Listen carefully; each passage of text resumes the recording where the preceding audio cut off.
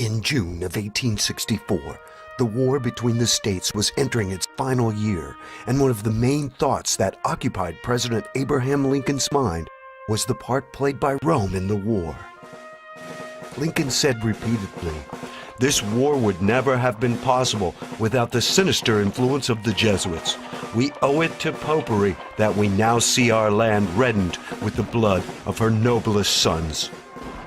This seems to be a strange statement by President Lincoln, considering what is taught today about the war between the states. Nothing is ever mentioned of a religious element in the war, or that the Pope and the Jesuit order were intimately involved. But Lincoln was not the only voice raised in opposition to the Pope's meddling in the affairs of this country at that time. Samuel Morse, the inventor of Morse code, traveled to Europe and Rome in 1830 to do his own investigation into the conspiracies hatched against America. After returning home to the United States, Morse wrote 2 books warning Americans of the threat from Rome. Morse would continue sounding the alarm throughout the 1800s and went to discuss the situation with Lincoln after his inauguration. Samuel Morse, of course, is the inventor of Morse code that was used for many, many years. And Samuel Morse wrote a book called Foreign Conspiracies Against the Liberties of the United States. It was published in 1835. And he shows in that book that the Holy Alliance and the Loophole Foundation out of Austria, controlled by the Jesuits, and the Jesuits themselves were the agents to overthrow the liberties of the United States, the Federal Republic of the United States, and to replace it with a papal centralized government as the Vatican is run. But today, one looks around us to see U.S. presidents and congressmen and women groveling before the Pope. Lincoln's words would seem ironic. Consider this also. In April 2008, the President of the United States, George W. Bush, rushed out to meet the Pope at his plane. Does this not seem to be odd behavior? For the first time in history, a U.S. president went out to meet a religious leader, or for that matter, any leader, upon his entry into the U.S. No president in the entire history of the United States has ever greeted a foreign diplomat like that, ever. They wait until they're brought into Washington or something. They don't go out on the tarmac. This is a first. What makes this even more egregious is that the current Pope is a former head of the Office of Inquisition and a former member of the Nazi Party in his youth. You know, the Cardinal Ratzinger was the Grand Inquisitor of the Vatican before he became Pope Benedict. You're aware of that. I assume other people are not aware of that. For a Jew, the Inquisition has such awful, awful memories, and we are inviting the head of the Inquisition to the Jewish state. I gave a lecture yesterday, and these are the points that I brought up. You don't invite the Grand Inquisitor to Israel. It's that simple. How did we go from a nation on the alert against the Pope and the Jesuits' desire to bring America down to one of accepting them as friends? Simply put, we have sold out. It has not gone unnoticed that several Protestant presidents have attended Mass and taken communion at Catholic churches. Since one cannot take communion at a Roman Catholic service if one is not Catholic, several presidents have misled their supporters into thinking they are Protestant when they are not. Furthermore, those in power are often Roman Catholics outright, so it is expected that they will obey orders from the Pope. From U.S. presidents to kings and queens to religious leaders throughout the world, those in power meet the Pope and bow down to him. Even when President Obama went to the Vatican in July 2009 to discuss the world economic situation, he too bowed to the Pope. Upon leaving, President Obama said, "We look forward to a very strong relationship between our 2 countries." It is important to remember these words of President Obama and what they mean. The Pope is not just a spiritual ruler, he is a territorial ruler. The name of his country since 1929 is Vatican City. The Pope is a monarch. He actually, according to various books, the Pope is the monarch of the world. Not just a religious leader, he is actually a political leader. The Vatican is actually a small area over in Rome whereby the Pope is the ruler of that small area. The actual name Vatican I found very interesting. It actually means worship of the divine serpent. So we find that the very basis of the Vatican, the very word itself, means the worship of serpents. But from Rome's perspective, the Pope rules over more than Vatican City. He rules over the earth both spiritually and materially, or temporally. According to the Roman Catholic teaching, the Pope can keep you out of heaven, and he has absolute authority over you on earth. And when I speak of the Pope, I speak of the papacy, that the papacy claims its two powers. Its first power is universal spiritual power over all individuals, that every person must be subject to the spiritual power of the Pope, that there is no salvation outside of the Catholic Church, which is the doctrine of the Council of Trent, as reaffirmed in the documents of Vatican II of the 1960s. It's still on the books of canon law. And the other power of the Pope, which is the second key, as you see the two keys in the Pope's flag with the triple crown, Lord of heaven, Lord of earth, Lord of hell, and the two keys, spiritual power. The second key is the temporal power. And the temporal power is this, that the Pope believes he has the right to rule the government, the civil government of every nation.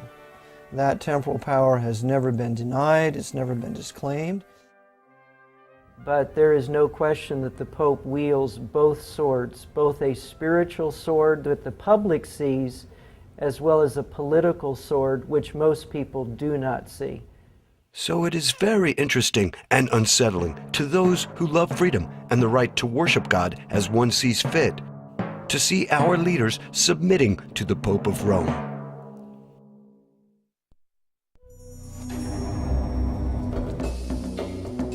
Now let us revisit Lincoln's words.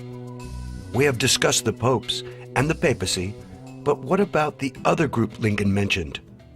He spoke of the sinister influence of the Jesuits. Who are the Jesuits? Jesuits are a group of people that were raised up right around 1535, 1540. Their leader was Ignatius Loyola. They basically had two purposes. One purpose was to destroy the Protestant Reformation. Because as you remember, Martin Luther had appeared at the Diet of Worms in 1521, stood before Charles V and the Holy Roman Empire. And so the Catholic Church sought to stop the Protestant Reformation that Luther began, and they couldn't do it. And so about 20 years after Luther stood at the Diet of Worms, the Jesuit order was created. And one of their purposes was to destroy every vestige of the Protestant Reformation, both in the religious realm, in the political realm, and in the economic realm, because the Protestant Reformation not only affected the religious arena, it also affected the political and the economic arenas as well. That was one goal of the Jesuit order. The other aspect was to restore the supremacy and dominance of the Pope throughout the world. The Jesuit order has directed popes concerning policy, both foreign and domestic, since 1540, in particular, since the Council of Trent. The Council of Trent, indeed. It started in 1545. It went for the next 18 years. That doesn't mean that they stayed there for 18 years. They met in different places, but over that period of time, the various leaders of the Catholic Church and the newly formed Jesuit order would come together from time to time and discuss how the Catholic Church would respond to the teachings of the Protestant Reformation. Would they accept them, or would they completely reject them? So the doctrines that were being championed at the Reformations, the doctrines of grace, justification by grace through faith, justification by faith alone, sola scriptura, only the scriptures, by grace alone, through faith alone, etc., etc. No baptismal regeneration, that there is only salvation in Christ, that we do not participate in our salvation. It's not a joint effort of man and God, etc., etc., etc. All the doctrines championed by the Reformers were absolutely accursed and condemned and reprobated by the Council of Trent that the Jesuits really oversaw from 1545 to 1563. It was an 18-year council in the town of Trent, Italy, and that is the foundation of what we call the Counter-Reformation. And the Council of Trent laid out the focal point, the direction that the Catholic Church would go for the next 4 centuries. Basically, at the Council of Trent, they decided that tradition and what the church fathers of the Catholic Church taught would continue to be the sole authority in the Catholic Church. Now, of course, there's other aspects of that, other teachings that branch off from that, but that is the basic sum of the Council of Trent, that tradition would still rule the Catholic Church. The anathemas that they have come out with that came from the Council of Trent to destroy heretics, to destroy those who would uphold the Word of God, those still live today. That's correct. The papacy has not rescinded any of the curses set forth in the Council of Trent. In fact, the Council of Trent ends and says, "Accursed be all heretics." Accursed, accursed. Every pope has to swear to uphold the Council of Trent. And if you read the documents of Vatican II, put together by Abbot, it shows you right there that every pope must swear to uphold the Council of Trent, even though in the 60s, when they were calling heretics separated brethren, with that delusion and illusion, they still did uphold the Council of Trent, as well as all the former papal bulls condemning heretics and calling for kings to kill them out of their dominions, like the doctrines of Pius IV. The head of the Jesuits is the Superior General of the Order. He is called the Black Pope. The head of the Jesuit order is the Black Pope. The man who is currently there, he was just recently elected, Nicholas Adolphus. The Black Pope is the head of the Jesuit order. He is called the Black Pope not because he is of African origin, but because he is in the dark. We see the white Pope, we see Pope Benedict XVI, because he's visible and all the world knows who he is. But the Black Pope remains in the dark, behind the scenes, and so few people know he even exists. But that's why he's called the Black Pope, and he's the one who heads the Jesuit order. There is an ongoing war against anyone who resists the power of the Pope. And this war is directed by the Jesuits. This war is not waged openly by the Jesuits. The Society of Jesus moves in the shadows. They infiltrate and get others to do the dirty work of assassination. If armed conflict is needed, they use the army of one nation to bring a disobedient nation to its knees. The Jesuits would do that very thing. They were very intelligent. They're still very intelligent people. What they would do is they would infiltrate, they did it through economics, through the merchants. They would then come in, start teaching. They were very wise people. They would then infiltrate not only into schools, but they then would infiltrate into local government and then rise up to higher government officials. We find that repeatedly in the book by Avril Manhattan called Vietnam, Why Did We Go?, where he talks about how they followed this exact plan throughout Southeast Asia.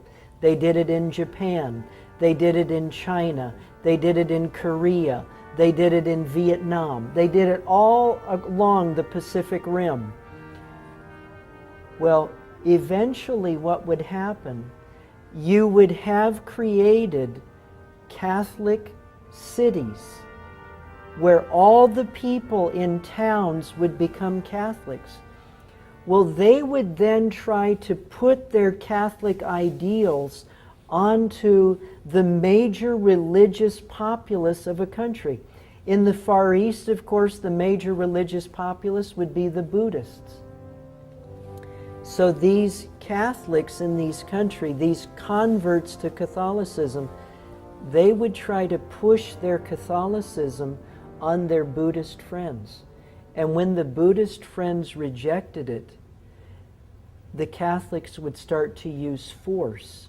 Well, then the Buddhists would appeal to the local governments, the state governments, the national governments, and then there would be revolution.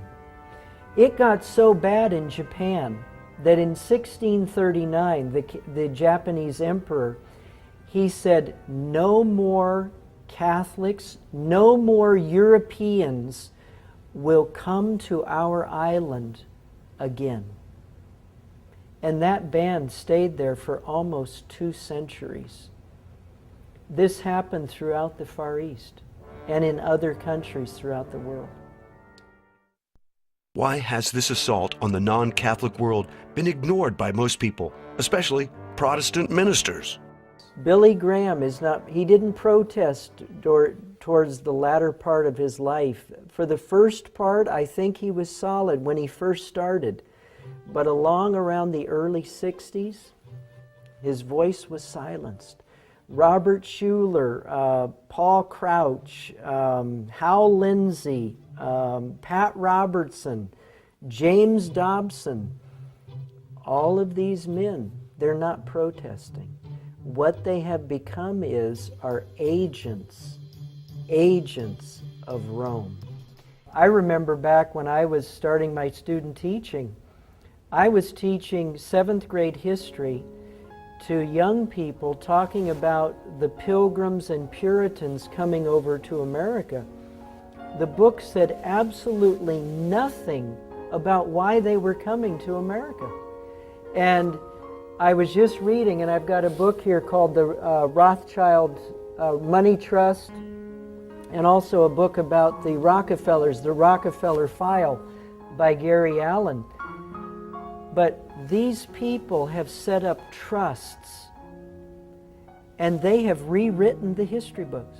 They have rewritten the history books so that the 7th grade history book that I was teaching out of said nothing about the Reformations. We have to remember that the papacy, specifically the Black Pope, controls all high-level Freemasonry. That includes the Pope's Masonic Jewish Zionist running his Kingdom of Jerusalem. That includes the top Freemasons in this country, especially the temple there in Washington, D.C. That includes all of your big evangelists. For example, Billy Graham is a 33rd degree Freemason. Now, I know the Billy Graham organization denies that, but it's still the truth, because we know, according to the honest 33rd degree Freemason who was truly converted to Christ when he believed the gospel and was saved by the grace of God, his name was Jim Shaw, that when he was inducted into the Order of the 33rd degree in Washington, D.C., he said there were 2 former presidents there on in that council, and one of them was Gerald Ford, a 33rd degree Freemason who pardoned Nixon, and the other was Jimmy Carter, 33rd degree Freemason. So there they are at the Grand Council. Another one was an international evangelist, which he later told others that it was Billy Graham, because the publisher refused to put Billy Graham's name in there. So Billy Graham was there. So Billy Graham is nothing more than the high-level Masonic shill for the papacy, which is also fraught with Freemasons if you read the book In God's Name by David Yallop.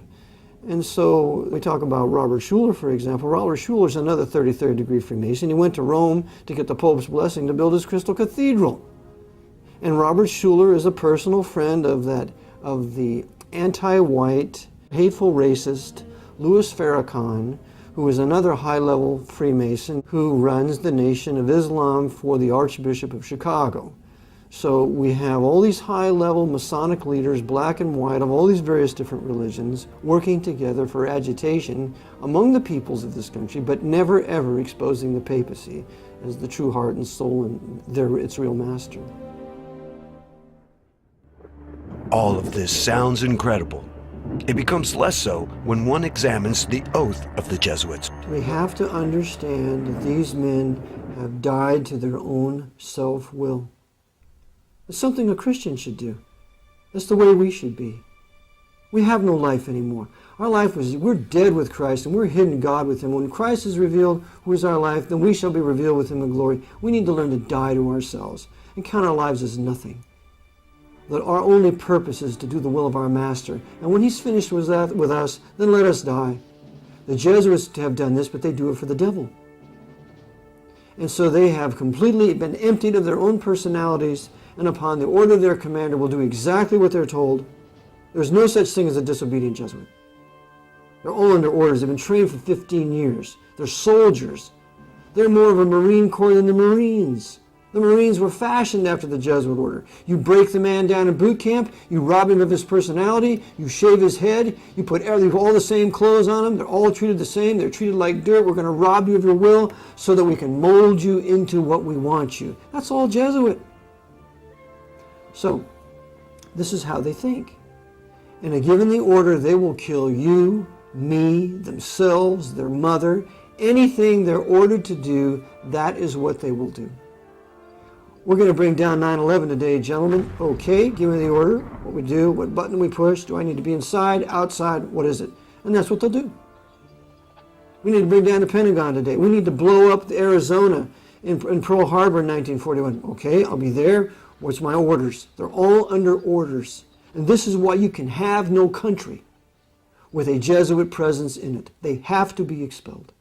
And all their agents that they work through must be expelled. And this is exactly what Tsar Alexander I did in 1820. He kicked out all the Jesuits out of Russia. In 1822, he shut down all the Masonic lodges. And in 1825, he was poisoned. So this is the Jesuit mindset, and we should read the spiritual exercises. We should read some of their works. We need to read the Jesuit doctrines of regicide, how it's no murder to kill a heretic, how it's okay to lie, cheat, and steal, how it's okay to kill your enemy, how it's okay to kill a woman that you commit adultery with. If she should want to tell on you, you can kill her. It's all right in there in their canon law. It's okay to steal. The whole world is their candy shop, where they can steal everything they can get their hands on to consolidate it under the power of the Jesuit order. And if that means killing kings or sinking ships, even if it causes their own death, they do it for the greater glory of God. Ad majorem Dei gloriam. When a Jesuit priest is elevated to a position of high command, he is administered what is called the Jesuit Extreme Oath of Induction. This oath has been called the Fourth Vow, or the Blood Oath, given to those in the Society of Jesus besides the traditional vows of poverty, chastity, and obedience. A copy of the Extreme Oath can be found in the Congressional Record. I want to read a statement to you, which is the Jesuit Oath. It says, "This is the Jesuit Oath. I do further promise and declare that I will have no opinion or will of my own," that's from the Spiritual Exercises of Loyola, "or any mental reservation whatever, even as a corpse or cadaver, but will unhesitatingly obey each and every command that I may receive from my superiors in the militia of the Pope. I furthermore promise and declare that I will make and wage relentless war, as I am directed to do, to extirpate and exterminate Protestants and liberals from the face of the whole earth. I will neither spare age, sex, or condition. I will hang, burn, waste, boil, flay, strangle, and bury alive these infamous heretics, rip up the stomachs and wombs of their women, and crush their infants' heads against the wall, in order to annihilate forever their execrable race." And then it goes on. The point being, throughout the history of the Jesuit order, they will shoot, They will burn, they will flay, they will do whatever it takes to destroy anybody who stands in the way of what they want to do. In 2009, the Jesuit general was confronted about the oath. One of the things in your Jesuit high oath, I think it says something about, furthermore, you promise to declare that we'll, at the first opportunity, seek war at any opportunity against heretics, Protestants, liberals. What is that? See here? And that you will spare neither age nor sex nor condition, and I will hang, waste, boil, flays. You've never seen this before? No, I've never seen it. Strangle, bury alive. It's horrible. And I was like, look, it's in the congressional record. Thank you very much. Thank you for coming. Does the oath and activities of the Jesuit reflect anything Christian? Or is it as Jesus said, "Beware of false prophets, which come to you in sheep's clothing, but inwardly they are ravening wolves"? What else do we know about the Jesuits? They have been thrown out of 83 countries over the last 500 years. That is correct. 83 countries have physically removed them. And why was it necessary to remove them? In a word, power. The Jesuits have throughout history sought to take over and control every country in which they reside. Since their beginning in 1540, the Jesuits' power grew until they controlled the papacy, the Roman Catholic Church, and many of the governments of the world. In 1773, all of that changed. One by one, countries began to expel the Jesuits from their borders. This culminated in the suppression or abolishment of the Jesuits in 1773. In that year, Pope Clement XIV officially disbanded the order forever. This providential act enabled a nation based on religious liberty to be formed, the United States of America.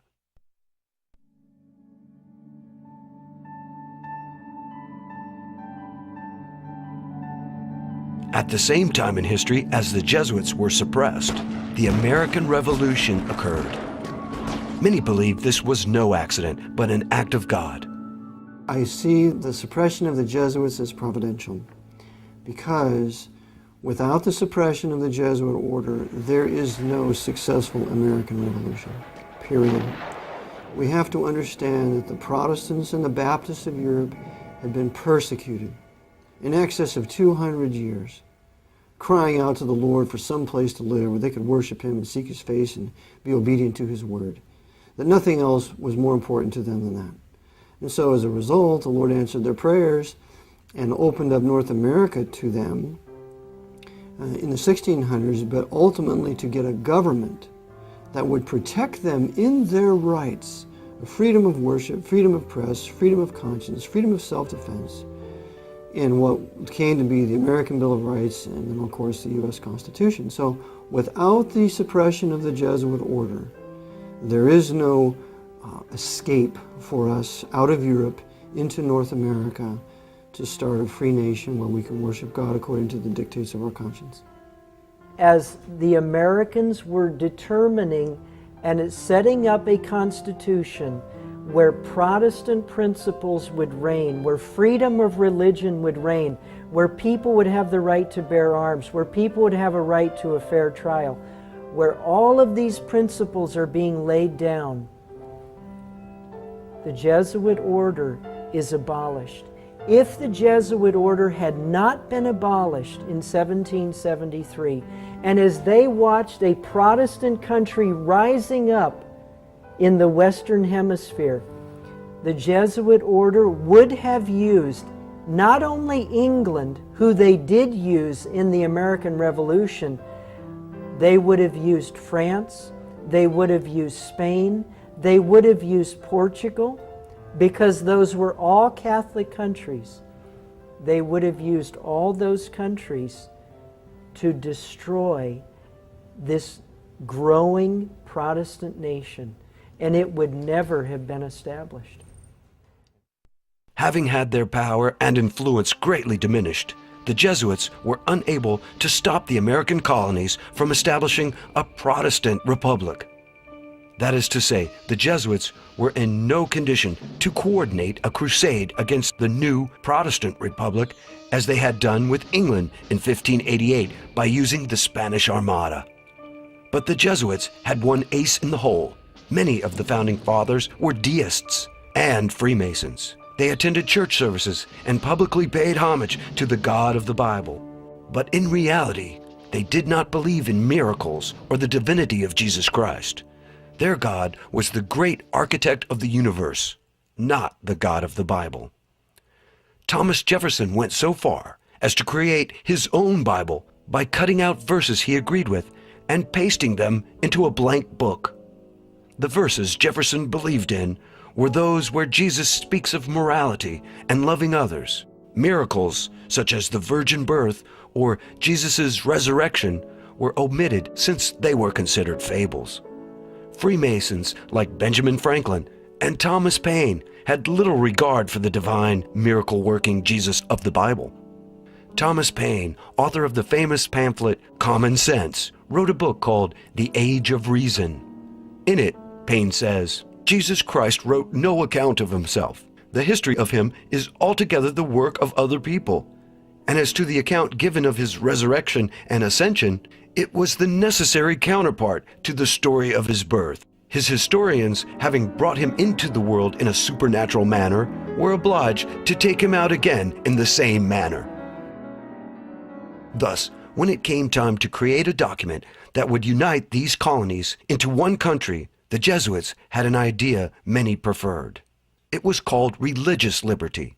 The First Amendment to the Constitution would allow all religions to exist in America, not just religions based on the Protestant Bible. In the new American Republic, Roman Catholicism was allowed to coexist with the Protestant denominations, as well as the deistic Freemasons. But most importantly, the Roman Catholics were allowed to vote just like any other citizens. This was key, as we shall see later on.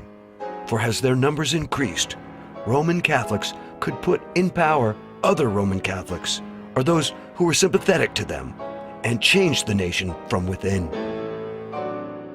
After the Revolutionary War, voting rights of Catholics did change. We know that one of the signers of the Constitution was a Roman Catholic. There was only one, Mr. Carroll, but nonetheless it made it look like a place for Roman Catholics to come, as well as Protestants to have religious liberty, which is absurd. The Roman Catholic people had been used by the priests to kill us for centuries, and so why not stay in Europe? Well, they were being used by the Jesuits to come here to ultimately then take over political power and then submit North America to the feet of the Pope. Turning from the happenings with the American colonies, let us take a moment to investigate what the Jesuits were up to in Europe after their suppression. As we might guess, the Jesuits were not idle. They decided to seek revenge against those who had turned on them, specifically a traitorous Pope and the Catholic monarchs of Europe. In 1774, a year after the Jesuits were disbanded forever, Pope Clement XIV had suppressed the Jesuits, and a short time later he was poisoned. Poison is a big thing with these guys. Pope Clement stated, "Alas, I knew they would poison me, but I did not expect to die in so slow and cruel a manner." A post-mortem examination of his body revealed the presence of a poison. Thus, the Jesuits rid themselves of a troublesome pope. The vendetta on the Catholic monarchs of Europe was approached in a less obvious manner. Cleverly, the Jesuits determined not to act in their own name, but decided to work through front groups and to have them take the blame for their revenge. In this way, the Jesuits would continue to appear to be disbanded and innocent of any involvement in the matter. The first front group the Jesuits used was called the Illuminati. The Illuminati was organized in Bavaria by a Jesuit professor, Adam Weishaupt, on May 1, 1776, just 3 years after the Jesuits were disbanded. Many sources only casually mention that Weishaupt was a former Jesuit, and they usually state he was an ex-Jesuit. In reality, Weishaupt never left the order. As for the order itself, it never was truly disbanded. In Bavaria, when the Illuminati was founded in 1776 by Adam Weishaupt, Weishaupt is used by the Jesuits then to continue the work of the Jesuit order under another name. Weishaupt never repudiated the Jesuits. That's a lie of many, many conspiratorial historians controlled by the Pope. They want to create this dichotomy between the Illuminati and the Jesuits. Never fall for it. Weishaupt was operating under orders from a superior. Ritchie at the time was the general, then later another superior. But Weishaupt then enters into an alliance with the House of Rothschild. So now we see the Rothschilds, the Jewish Rothschilds, Red Shield, become the bankers for the Jesuit order during the upheaval we will know as the French Revolution and Napoleonic Wars. So this alliance between the Jesuits and the House of Rothschild, these high-level Masonic Jews, is very important to realize at this point because we have to live with it and deal with it today. Also, Bavaria is the stronghold of the Jesuits. There was a huge inquisitional torture chamber there in Nuremberg. Interesting that the Nuremberg trials of the Nazis would be held there. And the very principles of the Illuminati, the way the organization was run, it's the very principles of the Jesuit order. And that's found in Nesta Webster's book called Secret Societies. In 1814, Francois Charles de Berkheim reported on Germany's secret societies and stated, "The oldest and most dangerous association is that which is generally known under the denomination of the Illumines, and of which the foundation goes back towards the middle of the last century. Bavaria was its cradle. It is said that it had for founders several chiefs of the order of the Jesuits." Through the Illuminati, the Jesuits sought to take over various powerful secret societies, especially the higher degrees of Freemasonry. If you study all of the different organizations in the world, whether it be the Knights of Malta, the Bilderbergers, the Club of Rome, the Council on Foreign Relations, as you study all these different groups, and the Knights of Malta would be included in that, you find that they are like a buffer behind which the Jesuit order operates. In his book, Proofs of a Conspiracy, John T. Robison wrote concerning the Masonic lodges. At this time, 1798, the Jesuits interfered considerably, insinuating themselves into the lodges. Robison went on to say, "This society is well known to have put on every shape and to have made use of every mean that could promote the power and influence of the order.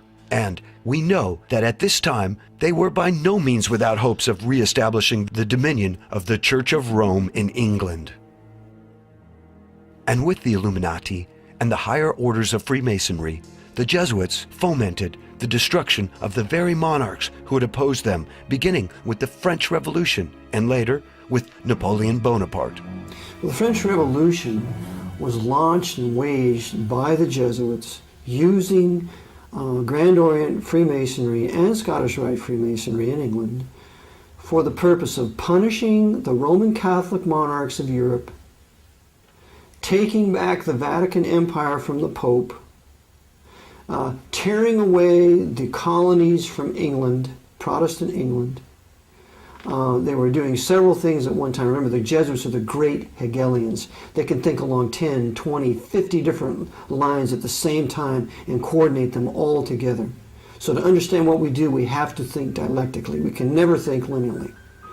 So the purpose of the French Revolution, first and foremost, was to punish the Roman Catholic monarchs of Europe. And that they did. What happened? Why, they beheaded Louis XVI, the grandson of Louis XV. We're going to teach you Bourbons of France who you mess with when you suppress the Jesuits. And then we're going to behead his wife, Marie Antoinette. And she was the daughter of Maria Theresa. She was a Habsburg. So we're going to punish you Habsburgs. You suppress us, we're going to cut off the head of Marie Antoinette using our Jacobins. And then you Braganzas of Portugal, we're going to drive you into exile using Napoleon. They did. They had to go into South America. And you Bourbons in Spain, we're going to drive you into exile too. We're going to have Napoleon set up a little banana republic up here in Spain. And then you Knights of Malta, how dare you kick us off your island of Malta in 1768? We're going to teach you a lesson. So they took Napoleon down here with his huge fleet, took all the treasures of the Knights of Malta and took all their weapons so that they could use that in the invasion of Egypt, at which time the Jesuits used Napoleon to kill all the Mamelukes, the bodyguard of the Caliph of Egypt. So now they're waging war against Islam like they are today. When Napoleon's usefulness came to an end, the Jesuits had him betray his soldiers in a war with Russia. Like many of the founding fathers of America, the French soldiers were very nationalistic, and they would be a problem in the future plans of the Jesuits. After his defeat in Russia, Napoleon was forced to abdicate. Working in the shadows, the Jesuits made sure he was kept in reserve should he be needed. So Napoleon was sent to the island of Elba and given an annual pension of 2 million francs. Then, on August 7th, 1814, the unthinkable occurred. Pope Pius VII restored the Jesuit order. The Jesuits were revived in 1814 with the papal bull by Pope Pius VII, which brought them back into existence. The suppression of the Jesuits was to last forever. It only lasted 41 years.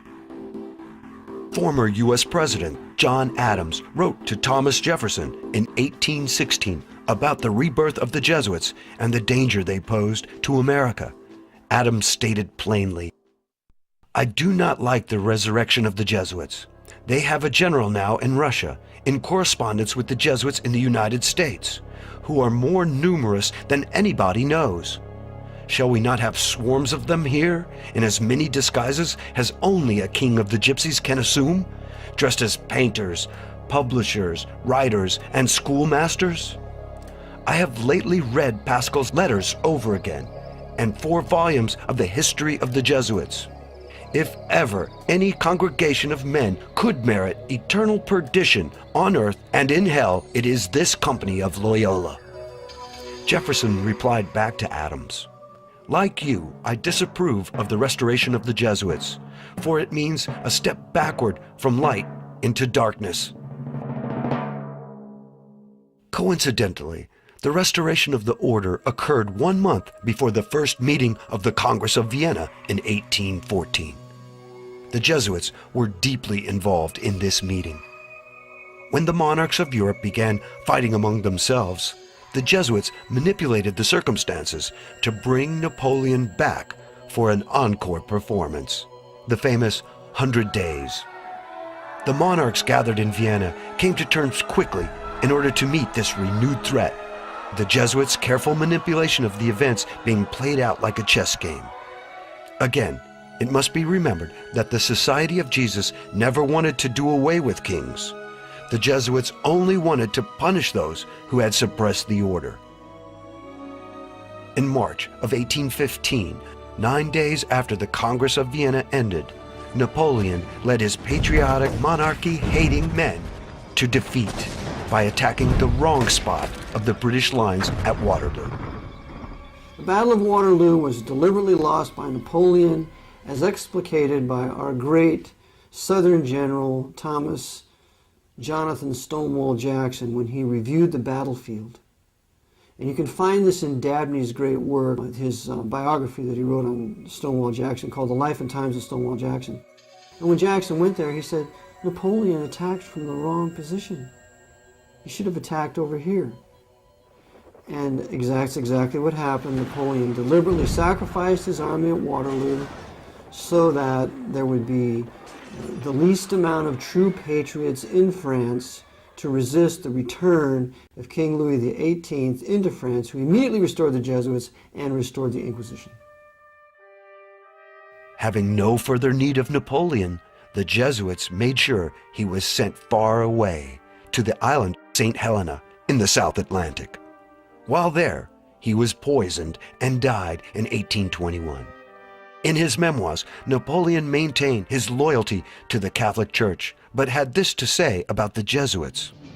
The Jesuits are a military organization, not a religious order. Their chief is a general of an army, not the mere father abbot of a monastery.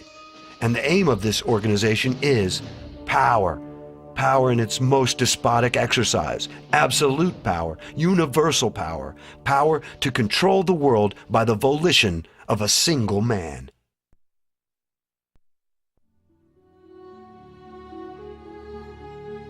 We have stated that the Jesuits were deeply involved in the Congress of Vienna. Ostensibly, this meeting of the monarchs of Europe, under the direction of the Jesuits, was for the purpose of reorganizing Europe, restoring the balance of power, and discussing the creation of a federation of Europe. According to author Burke McCarty, the Congress of Vienna and several other secret meetings were in reality black conspiracy against popular governments. After the Constitution is signed, Protestant principles are put in place in the United States. You go into the early 1800s, the Napoleonic Wars are being fought in Europe, in Russia, but finally the Napoleonic Wars have stopped. All of the monarchs of Europe convene in Vienna, Austria. The man who headed it was Clemens von Metternich of Austria. Russia was there, England was there, France was there.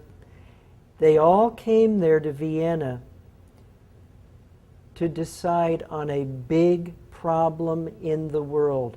There were governments of the people, by the people, and for the people that were being established. And these monarchs of Europe and the Pope himself, Pope Pius VII, and the newly formed, re-established Jesuit order in 1814, they all came together and they said, if we don't destroy these free popular governments, eventually the principles of those governments will destroy us. So at the Congress of Vienna, it was voted that they would pursue the destruction of any free governments in this world. And in 1814, the one government that was the thorn in their side was the United States of America.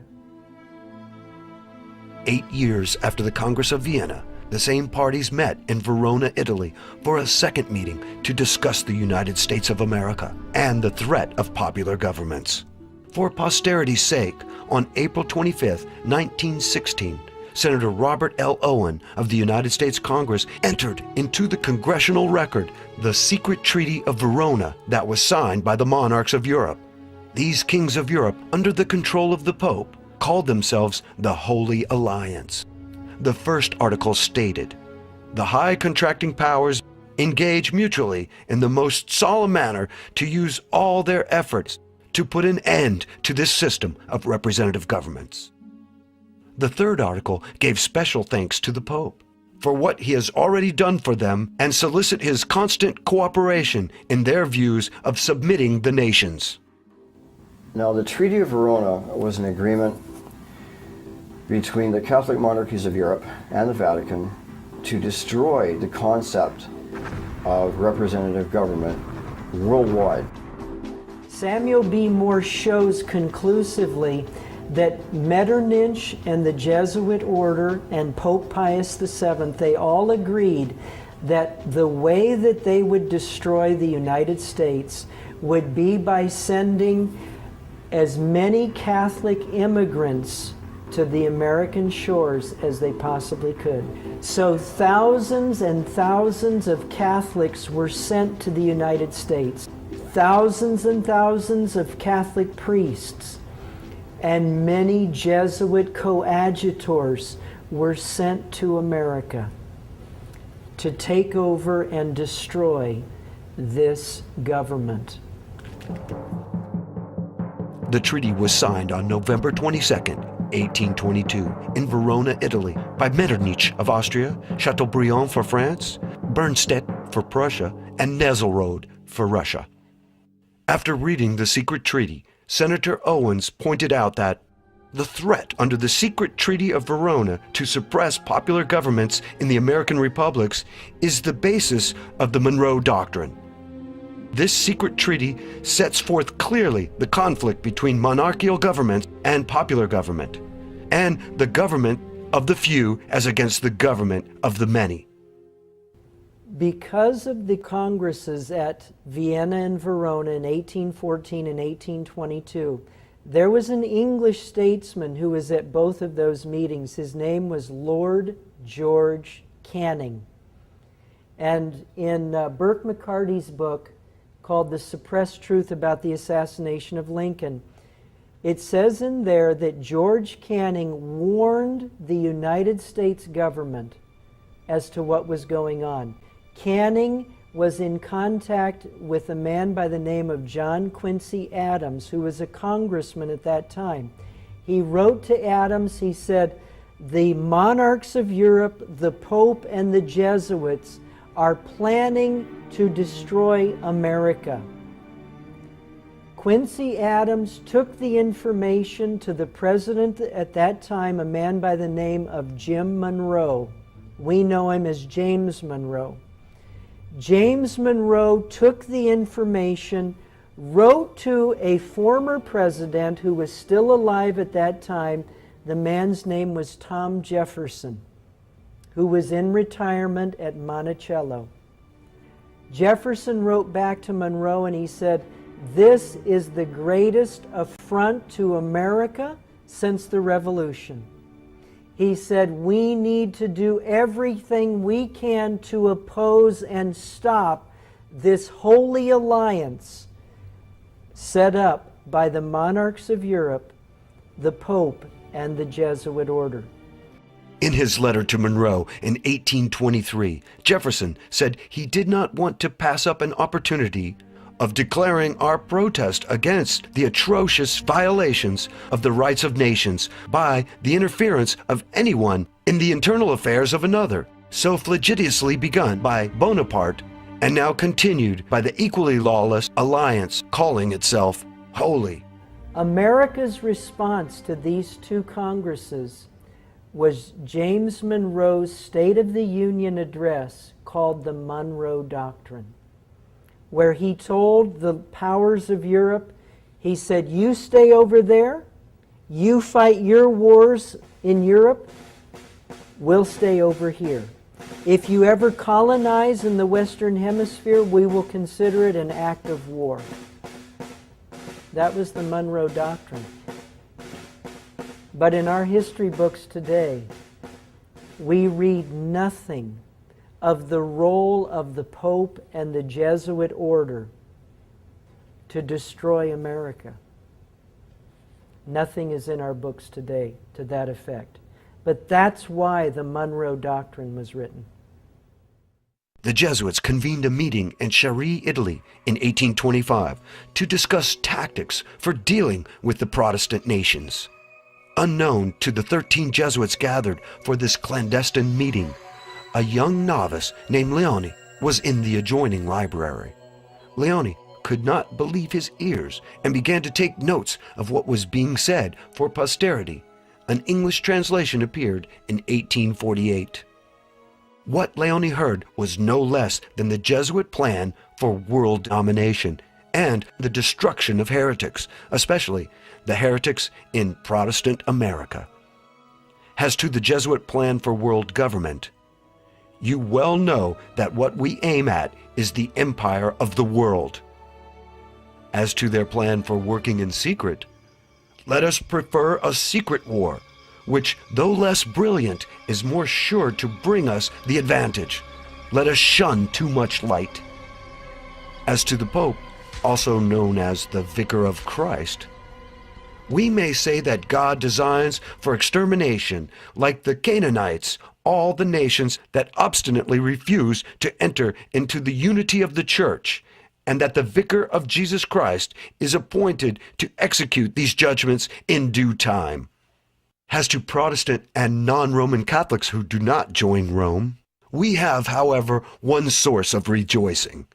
We cherish at the bottom of our hearts this principle that whatever does not unite with us must be annihilated. That Protestantism must therefore be utterly abolished.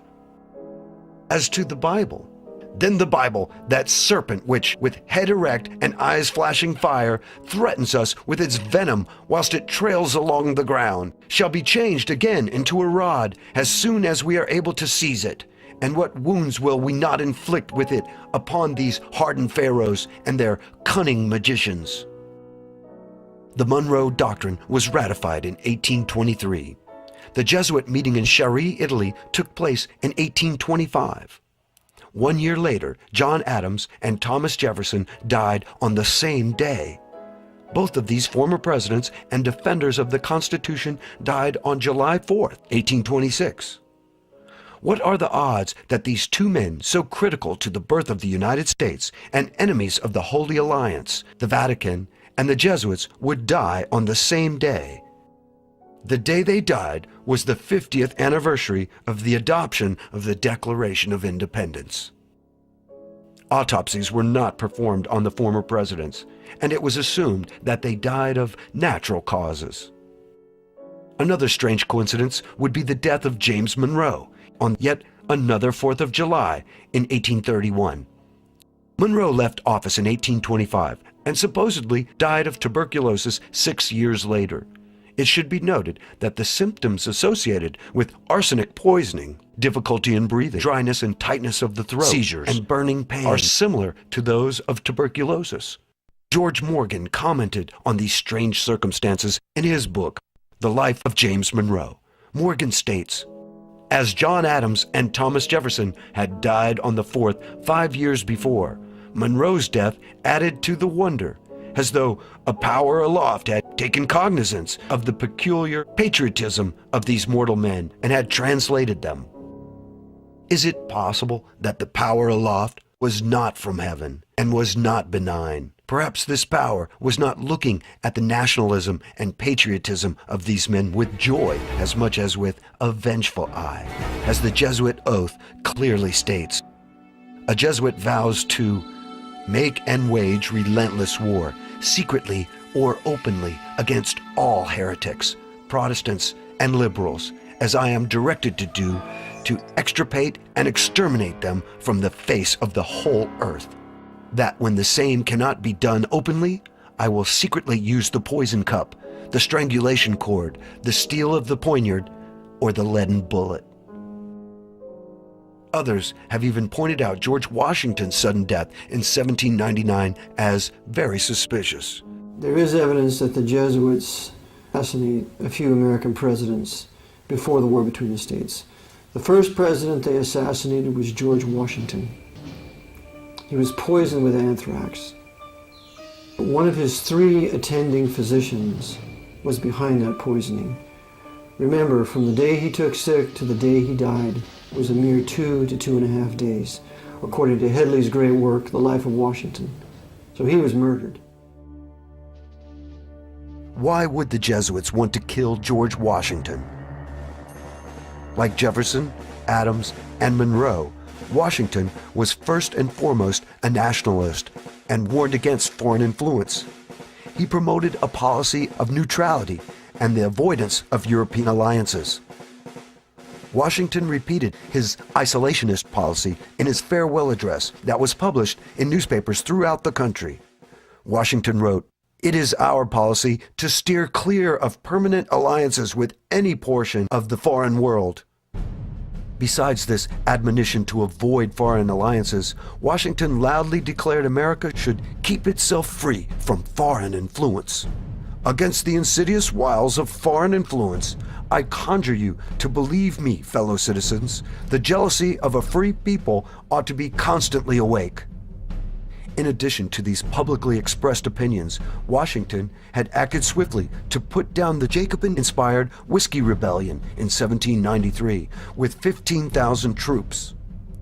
Instigating the rebellion was the French ambassador Edmond Guenet and the revolutionary democratic clubs that had sprung up in America.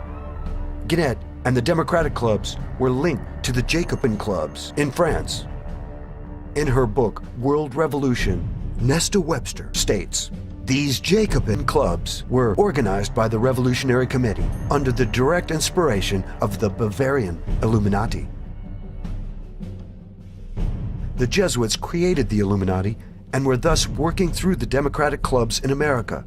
Washington never realized he was taking on the Jesuits when he crushed the Whiskey Rebellion. John Adams became president after Washington left office. During John Adams' administration, war with Illuminati-controlled France was averted, but Washington made it known he would not resist a call from Congress to assume command of the army. Furthermore, Washington endorsed the passage of the Alien and Sedition Acts that were designed to protect the United States from the extensive French Jacobin conspiracy. It is therefore no wonder that the vengeful eye of the Jesuits was focused on George Washington. After leaving office in 1797, Washington lived only 2 years and 9 months. From the onset of his illness in 1799 to his death was a mere 2 days. As with Monroe's death, the symptoms leading up to Washington's death were difficulty in breathing, tightness of the throat, and burning pain. Washington was only 67 years old when he died. Like Jefferson, Adams, and Monroe, there was no autopsy with Washington's death. However, the Jesuits made sure they had a servant on hand, Tobias Lear, to carefully plant the story that Washington had neglected to take off his wet clothes after coming in from his day of riding about his farms in snowy weather. Washington had taken cold, undoubtedly from being so much exposed the day before, and complained of a sore throat. Lear said this even though Washington explicitly told him that his great coat had kept him dry. According to Lear, we are to believe that George Washington, who survived the hardship of a winter at Valley Forge and other severe winters, did not know how to take care of himself in bad weather. The more likely truth is that Washington had opposed the plans and schemes of the Society of Jesus and was assassinated for his interference. Other American presidents, both in the 19th and 20th centuries, who would run afoul of the Jesuit order, would meet untimely deaths. For instance, the short presidency of William Henry Harrison. Harrison had been elected president on March 4, 1841. He would serve as president for only 35 days. At the end of March, the newly elected president came down suddenly with an illness and died. Many thought this was the result of his long inaugural address, which lasted over 2 hours in cold weather.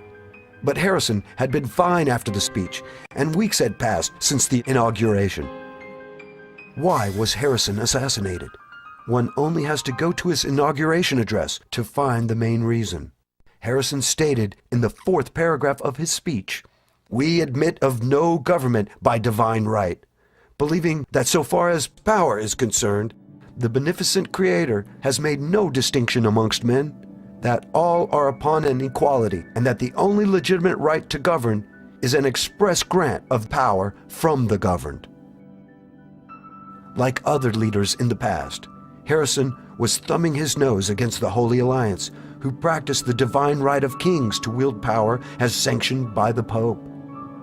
Harrison was also unwilling to accept Texas, a slave territory, into the Union, which ran against the Jesuit plan of using the slave issue to agitate and divide the northern states from the southern states.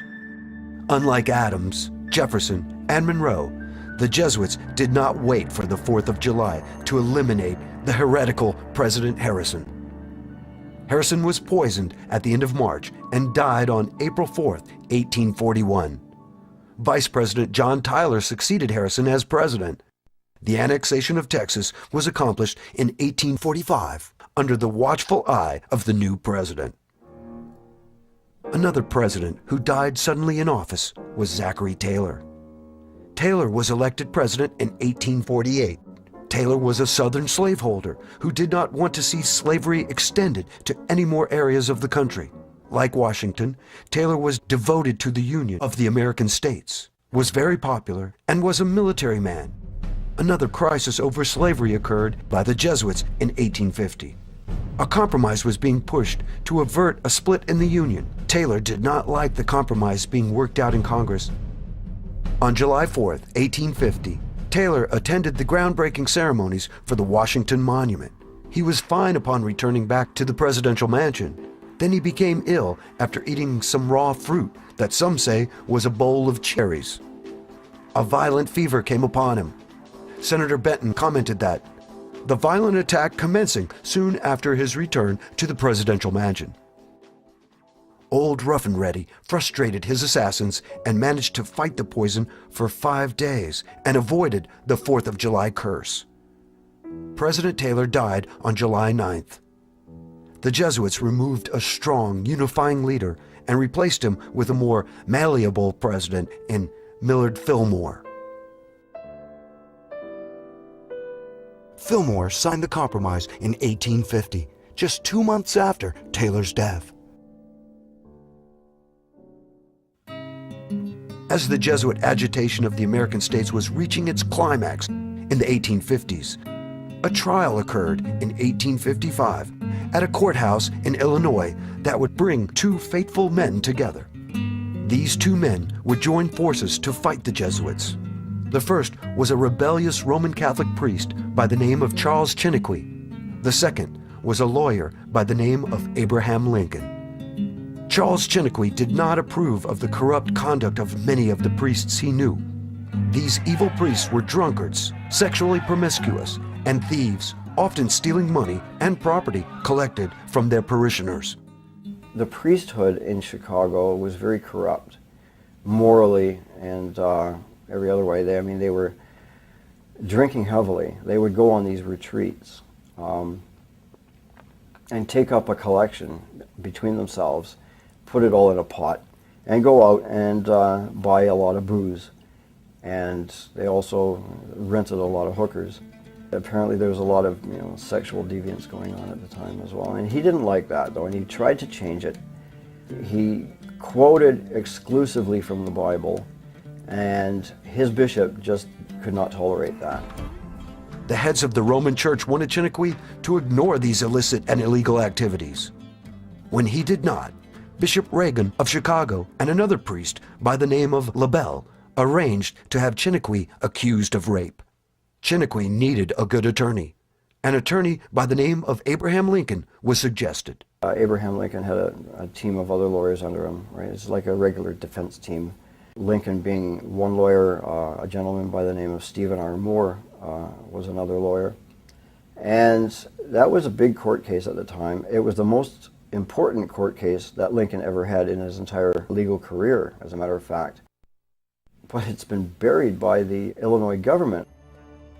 The trial did not go well for Chiniquy. The general feeling was that he would be convicted. Local newspapers of the time, they speculated that Chiniquy was going to be found guilty, and that was being broadcast throughout the entire Catholic community at that time. Fortunately for Chiniquy, a witness came forward for the defense. Her name was Philomene Schwartz. Miss Schwartz had been in Father LaBelle's house the day the plot to frame Chiniquy had been concocted. Schwartz contacted Lincoln and agreed to testify. She caught the midnight train to Urbana and met up with Abraham Lincoln and explained to him exactly what happened. Once Bishop Reagan and Father LaBelle found out about the potential witness, they fled the city. The prosecution dropped the charges and Chiniquy was vindicated. As they left the courtroom, Charles Chiniquy was in tears.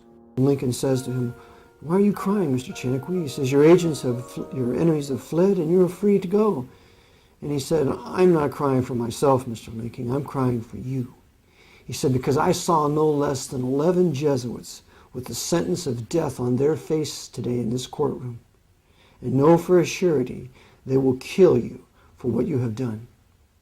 And Lincoln says, "Well, then let this be my death warrant," and he gives Chiniquy a bill for a mere $50. And then Lincoln sobers up and said, "It matters not where a man must die, but that he must die at the post of duty and honor." Chinnequih's words of warning to Lincoln would prove to be true. The conspiratorial hand of the Jesuits at work, a conspiracy to further their goal of a world under papal control.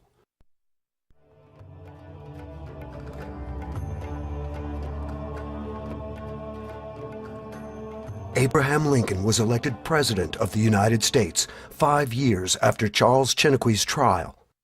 By 1860, agitation between the North and the South was so great that many of the Southern states decided to leave the Union over Lincoln's election. This agitation was designed from the beginning to drive a wedge between the North and the South and bring about a war that would result in the death of countless Protestants, clearing the way for the Jesuits to reconstruct America into a tool of conquest. Lincoln had no military background, and the perception in the South was that he was incapable of mounting a war to stop the Southern states from leaving the Union. However, the Jesuits had studied Lincoln and knew he would be a very effective leader. In his own way, Lincoln would serve the Jesuit ends. Those ends were, 1, to kill Protestants who lived mainly in the South, and 2, to undermine the Constitution, especially the doctrines of state sovereignty and states' rights. Once in office, Lincoln refused to accept the right of any state to leave the Union. He also refused to remove the federal troops from Fort Sumter under the command of Major Robert Anderson, who was a Freemason. As tensions mounted, the Jesuit-controlled Freemasons on both sides turned the standoff into a bloody war. It's no coincidence that General Beauregard, a Roman Catholic Freemason, fired the first shots at Fort Sumter, and it's no coincidence that a Presbyterian Protestant Freemason incited those shots to be fired when he sent down the Star of the West to reinforce Fort Sumter, and that was Mason James Buchanan. James Buchanan started the war when he sent down the Star of the West, that ship, to reinforce the harbor, because the southern states had lawfully seceded if we had a union of consent. And I would like to add here that the 3 states that specifically reserved their right to secede in their state ratification papers were Virginia, Rhode Island, and New York. And if those 3 states reserved the right to secede, to withdraw the powers, the specific powers they had delegated to Washington, then every other state had the right. So, the southern states had the right to secede, the North had no right to stop it. So therefore, an attack against the southern states who had seceded was an act of war, and therefore it was indeed a war of northern aggression against the southerners who had rightfully seceded. As the war progressed, it was obvious that not all was as it appeared to be on the surface. Time and again, generals on both sides made blunders and missed opportunities that would have ended the war sooner rather than later. The most glaring of these missed opportunities was the first battle of the conflict, the First Battle of Manassas on July 21, 1861. Lincoln had ordered the invasion of the South by Union troops. To stop them, Southern forces were moved into position in Virginia under Brigadier General Joseph E. Johnston and Brigadier General P.G.T. Beauregard. Beauregard had ordered the firing of the first shot at Fort Sumter, and his family was not only Roman Catholic, but also had Jesuit ties. During the course of the battle, the Confederate forces were beaten back until Colonel Thomas J. Jackson stood his ground against the invading Northern Army. Stonewall Jackson's heroic stand paved the way for the routing of the invading Union forces that soon withdrew towards Washington, D.C. Incredibly, the Southern commanders, Beauregard and Johnston, did not pursue the defeated Union troops, although prompted by many, including Stonewall Jackson. Johnston and Beauregard let the defeated Northern troops escape. If they had pursued the Northern Army, the South would have annihilated their enemy and ended the war in a few days.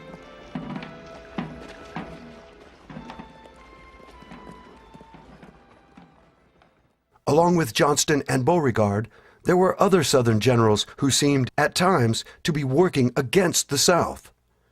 Take, for instance, the legendary Robert E. Lee. It was General Robert E. Lee who ordered the disastrous Pickett's Charge at the Battle of Gettysburg on July 3, 1863. Author and historian Bevan Alexander states, Pickett's Charge was doomed before it started. Sending massed bodies of men across nearly a mile of open ground against emplaced riflemen and banked cannons was simply an invitation for destruction. Bevan Alexander goes on to say that by insisting on fighting the North at Gettysburg and ordering Pickett's Charge, Lee had lost well over a third of his army and had destroyed the last offensive power of the Confederacy.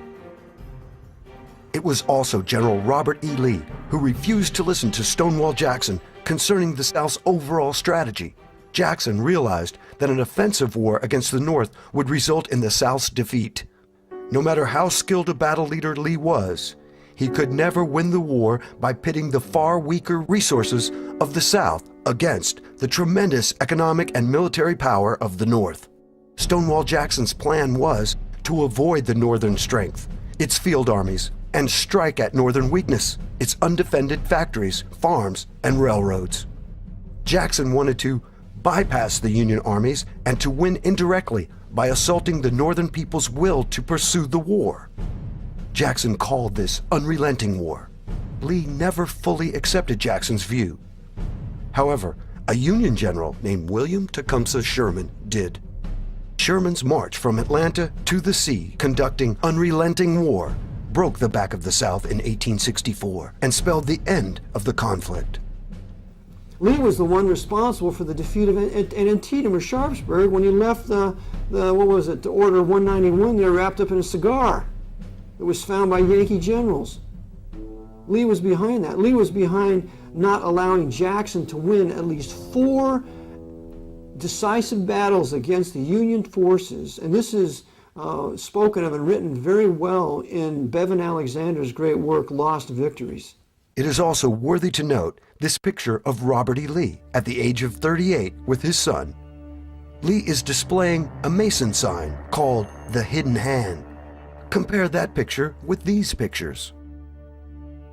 All display the same Masonic gesture.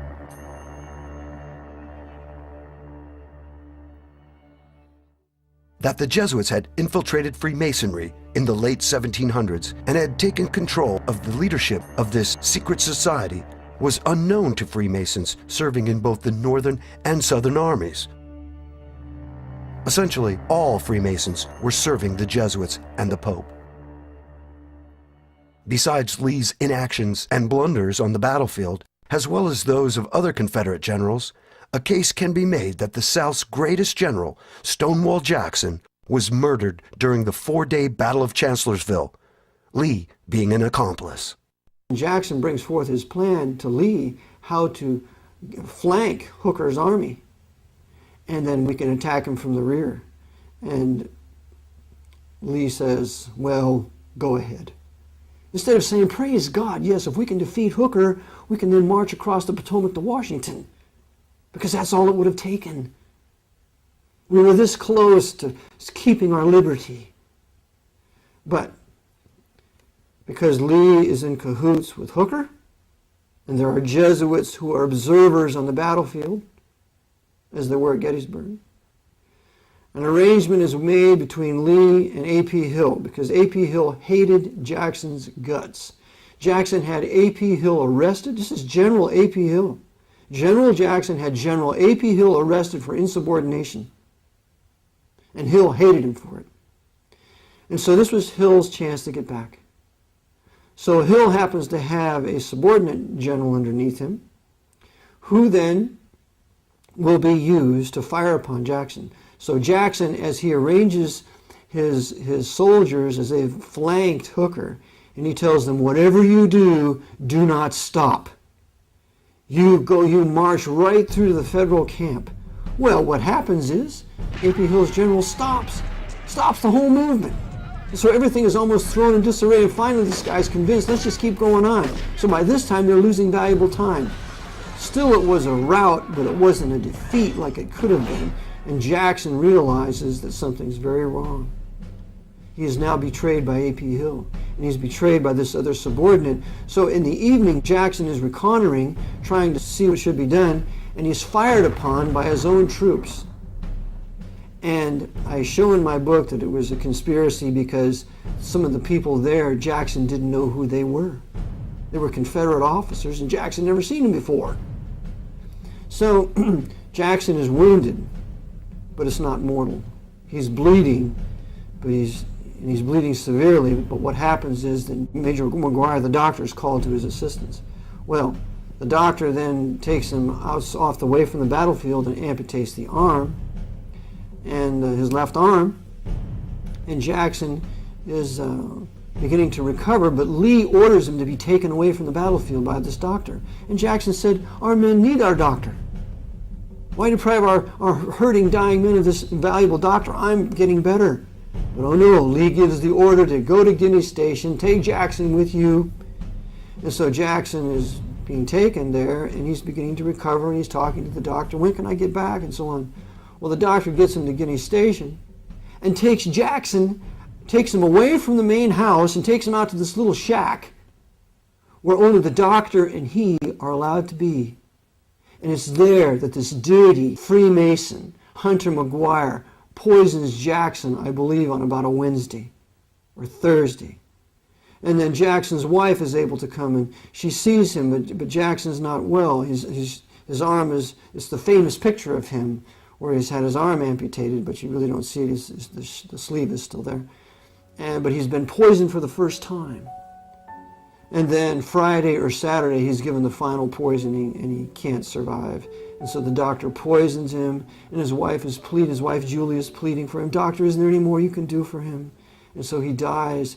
And with the death of Jackson, the poisoning of Jackson, then this very same wicked Hunter McGuire poisons Jackson's right-hand man, who's also a preacher, Sandy Pendleton, Colonel Pendleton. He poisoned him too.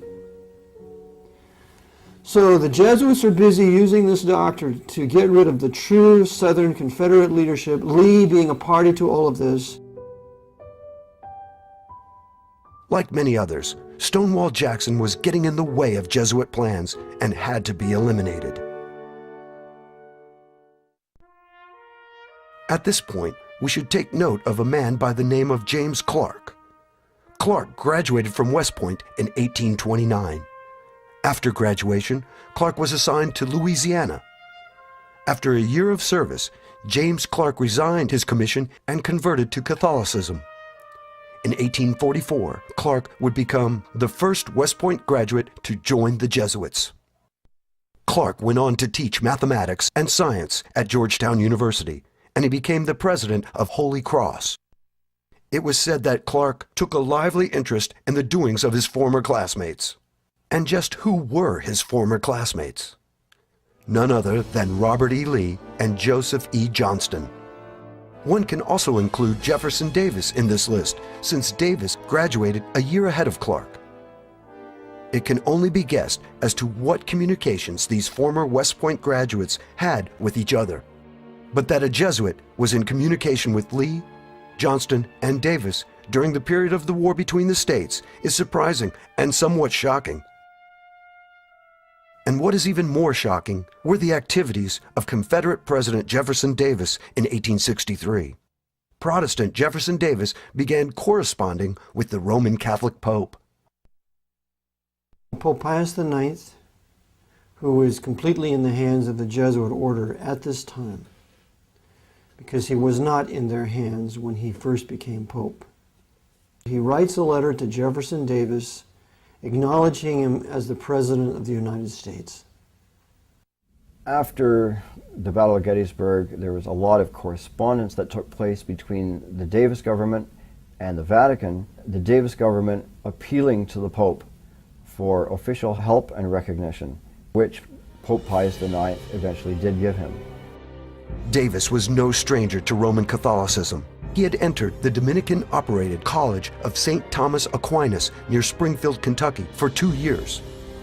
He was the only Protestant student at the school. Interestingly enough, the young Davis sought to become a Catholic, but was encouraged to remain Protestant. One must ask why would the Roman Catholic Church turn down a convert? Did the Roman Church have plans for Davis that would be better served with him remaining a Protestant? After the war, Davis was sent a portrait of the Pope. Such a gift, said a great niece, was never before conferred on any but crowned heads. General Lee also had his own picture of Pope Pius IX, noting that the Pope was the only sovereign in Europe who recognized our poor Confederacy. Such was the attitude of these leaders of the Confederacy. Men who were easily fooled or who were willingly playing along with the Jesuits' plan. It was these men who led the Protestants of the South into a war that they had no intention of winning. Shades of Korea, Vietnam, and the Gulf Wars come to mind. It should be remembered that for all of its posturing and open statements of support for the South, the papacy was really not on the South side at all. The open but false policy of Rome was that the Pope was on the side of the South. And Chiniquy falls for this delusion in his book, unfortunately. The secret but true policy of Rome was that Rome was completely on the side of the radical red Republicans in the North. Stevens, Sumner, Bingham, the list goes on and on.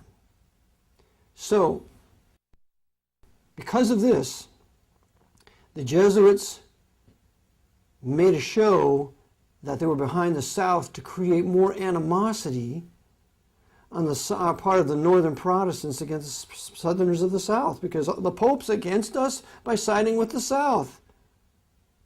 When in fact, they wanted the utter annihilation of the Southern Protestants. Now let us turn our attention to the Union Army. What was true with the Southern generals, Lincoln, to his dismay, discovered was also true with his Northern generals. They had allegiances to others besides the Union and Lincoln.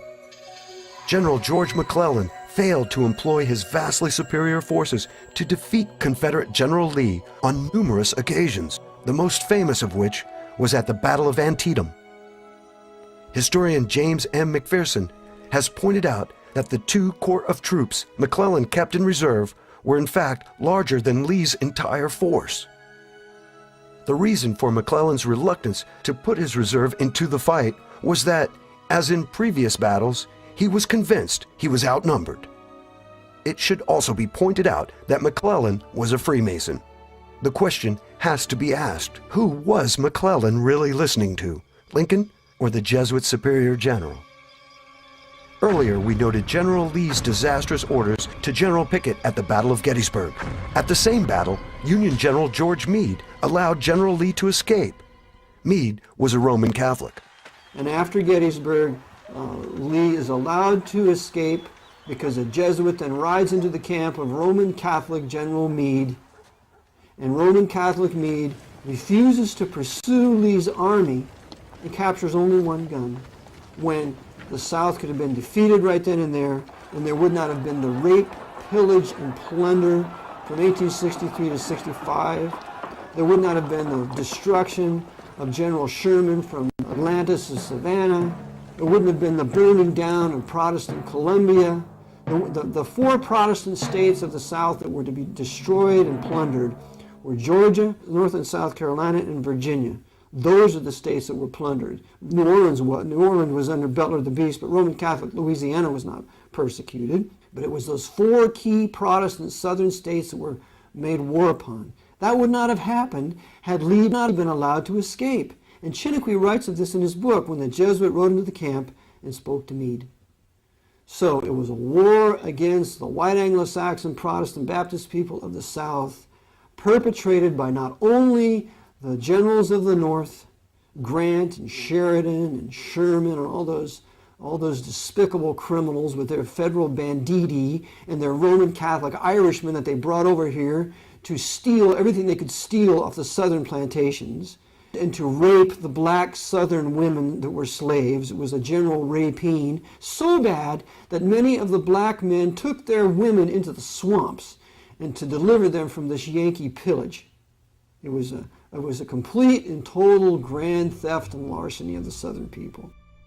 In spite of the treacherous behavior on both sides, on April 9, 1865, General Robert E. Lee surrendered his Confederate Army to General Ulysses S. Grant at the village of Appomattox Courthouse in Virginia. 2 days later, on April 11th, Lincoln made a speech discussing post-war America. In the speech, Lincoln spoke in a conciliatory manner toward the Southern states. Let us all join in doing the acts necessary to restoring the proper practical relations between these states and the Union, they never having been out of it. These words, taken with the amnesty for all Southerners that Lincoln had proclaimed in November of 1863, show us that the President was not looking for further reprisals or punishments against the South. However, Rome and the Holy Alliance wanted no amnesty for the South. And going back to the hated Constitution with states' rights and freedoms derived from the Bible. Lincoln had served his purpose. It was time for his removal. Lincoln was a useful tool, thinking he was actually saving the Union because he wanted to restore the Southern states on the same footing they had left the Union, which would have frustrated the purposes of the Jesuit order by making a consolidated empire out of all the states. To ensure total chaos, the Jesuits decided Lincoln would not be the only target. So they came up with this plan to assassinate not just Abraham Lincoln, but the entire government. The South had lost the Civil War, so they were going to take out Abraham Lincoln, Vice President Andrew Johnson, the head of the Northern Army, Ulysses S. Grant, and the Secretary of the State, William Seward, all in one night. On April 14th, 1865, only 5 days after Lee's surrender, the conspirators struck. Abraham Lincoln was shot while watching a play at Ford's Theater. He died the next morning, April 15th, at 7:22 a.m. Secretary of State Seward was attacked at his home. The assassin, Lewis Payne, repeatedly stabbed Seward and escaped. Miraculously, Seward recovered from his wounds. Vice President Johnson's assassin, George Atzelrod, lost his nerve at the last minute and fled the scene. And General Grant avoided his assassin by leaving town earlier in the day to check on a sick friend. But who were these assassins? Most people know about John Wilkes Booth, the man who pulled the trigger and killed Lincoln. But few realize that most of the conspirators were Roman Catholic. Even Booth had converted to Catholicism. It's clear that John Wilkes Booth, while he was a member of the Knights of the Golden Circle, at the time he was plotting Lincoln's assassination, he was also meeting in the home of a very devout Roman Catholic woman by the name of Mary Surratt, right in Washington, D.C. And it was in her home that the plot to kill Lincoln was hatched. The Jesuits of Washington, D.C. put together the plot for the assassination. The Jesuit power behind that plot was Bernardin F. Wiggett. Jesuits, under the stream of an induction, they were not directly to be involved. They only were the elements, the intellectual element that will prepare this. The case of Abraham Lincoln. Abraham Lincoln, the president, was killed by the Jesuits of Rome, but there was no a Jesuit there involved directly. Nevertheless, was the Jesuit who prepared the plot against his life and prepare and train those who were to kill him. They arranged it. Yes. To be sure, the assassins were also Southerners, but they were first and foremost Jesuit assassins and agents of the foreign dictator called the Pope. Among the conspirators was Mary Surratt's son, John Surratt. His tale leads to the very doors of the papal palace in Rome. 4 of them were eventually hung, and the rest were sent to prison for various lengths of time. Booth was killed in a barn, but the story around Surratt is absolutely amazing. Surratt, after the assassination, John Surratt escaped to Canada. Now, the Southern government had a kitchen cabinet based in Montreal. So that's the first place he went, was to Montreal. And who's in Montreal to meet this Surratt was 2 priests. And they squirreled him away for about 6 months. At the same time, the government is looking all over for this guy. It's like the biggest manhunt in U.S. history, and they can't find him. And here he is sitting in a little town outside of Montreal, being protected by priests. The Jesuits were behind this assassination. They controlled Surratt. Surratt called time outside of Ford's Theater. John Wilkes Booth does the shooting. The guard, the Secret Service guard, who's supposing to be guarding the entranceway to the booth of Lincoln, he just happens to leave his post. And he's never punished for it. So the assassination takes place. Surratt escapes to Canada. He's taken to Liverpool. He's taken from there to Rome. He enlists in the Pope's Zouave army. And in 1867, he's discovered through another Roman Catholic who reveals the truth about it. And he is then brought back to the United States and put on trial. He has 2 trials, and because Roman Catholics have more allegiance to their priests and the canon law than they do our country, when a Roman Catholic's on a jury, they can hang a jury and let the murderer go free, and that's exactly what happened to John Surratt. As a result of the Surratt affair and the papal policy of not allowing Protestant churches within the city of Rome, the United States of America ended diplomatic relations with the Vatican in 1867. But even with the end of diplomatic relations with the U.S., the Jesuits had achieved a great victory. First, hundreds of thousands of Protestants were dead. Second, much of the Protestant South lay in ruins. Third, forcing the South at gunpoint to stay in the Union had dealt a severe blow to the Constitution and the concept of freedom. And lastly, Lincoln was dead, and the Jesuits were avenged for his interference in the Chiniquy trial and his attempt to restore the Republic to its pre-war state. Adding insult to this situation, the Jesuit-controlled radical Republicans in Congress, men like Charles Sumner and Thaddeus Stevens, were able to pass the 14th Amendment in 1868. The 14th Amendment created a new type of citizen, a citizen of the United States. Whereas before, a man was a citizen of the state in which he was born, citizenship was now at the national level. Ostensibly, this new citizenship was created to help the freed slaves, but in reality, it was a measure that would allow the federal government to strip away constitutional rights from the people and replace those rights with privileges granted by the government. In Maxwell versus Dow of 1899, the Supreme Court said that none of the Bill of Rights are privileges and immunities of 14th Amendment U.S. citizenship. And the great dissent by John Marshall Harlan, the first Harlan, must be read by every viewer as he goes out of his chair to say that we don't enjoy real liberty, that our rights of American freemen have been overthrown, that our Anglo-Saxon liberties are gone. And then he reiterates in 1908 in Twining versus New Jersey, when Twining versus New Jersey comes out and says the First Amendment, the Second Amendment, the Third Amendment, the Fourth Amendment, the Fifth Amendment, the Sixth Amendment, the Seventh Amendment, the Eighth Amendment, none of those amendments are privileges and immunities of United States citizenship under the 14th Amendment. That's why in court you take your Fifth Amendment privilege. That's why you own a gun with a privilege. That's why you worship God now by a privilege granted from Washington. This ought to make us irate.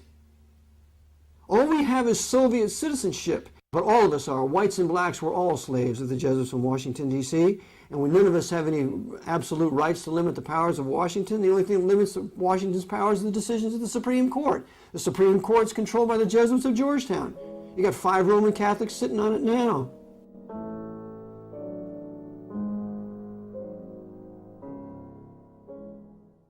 But why was it so important to the Jesuits to create a nation? In his book, A Constitutional View of the Law of the Late War Between the States, Alexander Stevens tells us why. In Volume 2, Alexander Stevens tells us on page 650 the real reason of the 14th Amendment. Quote, consolidation and empire. That's the purpose of the amendment.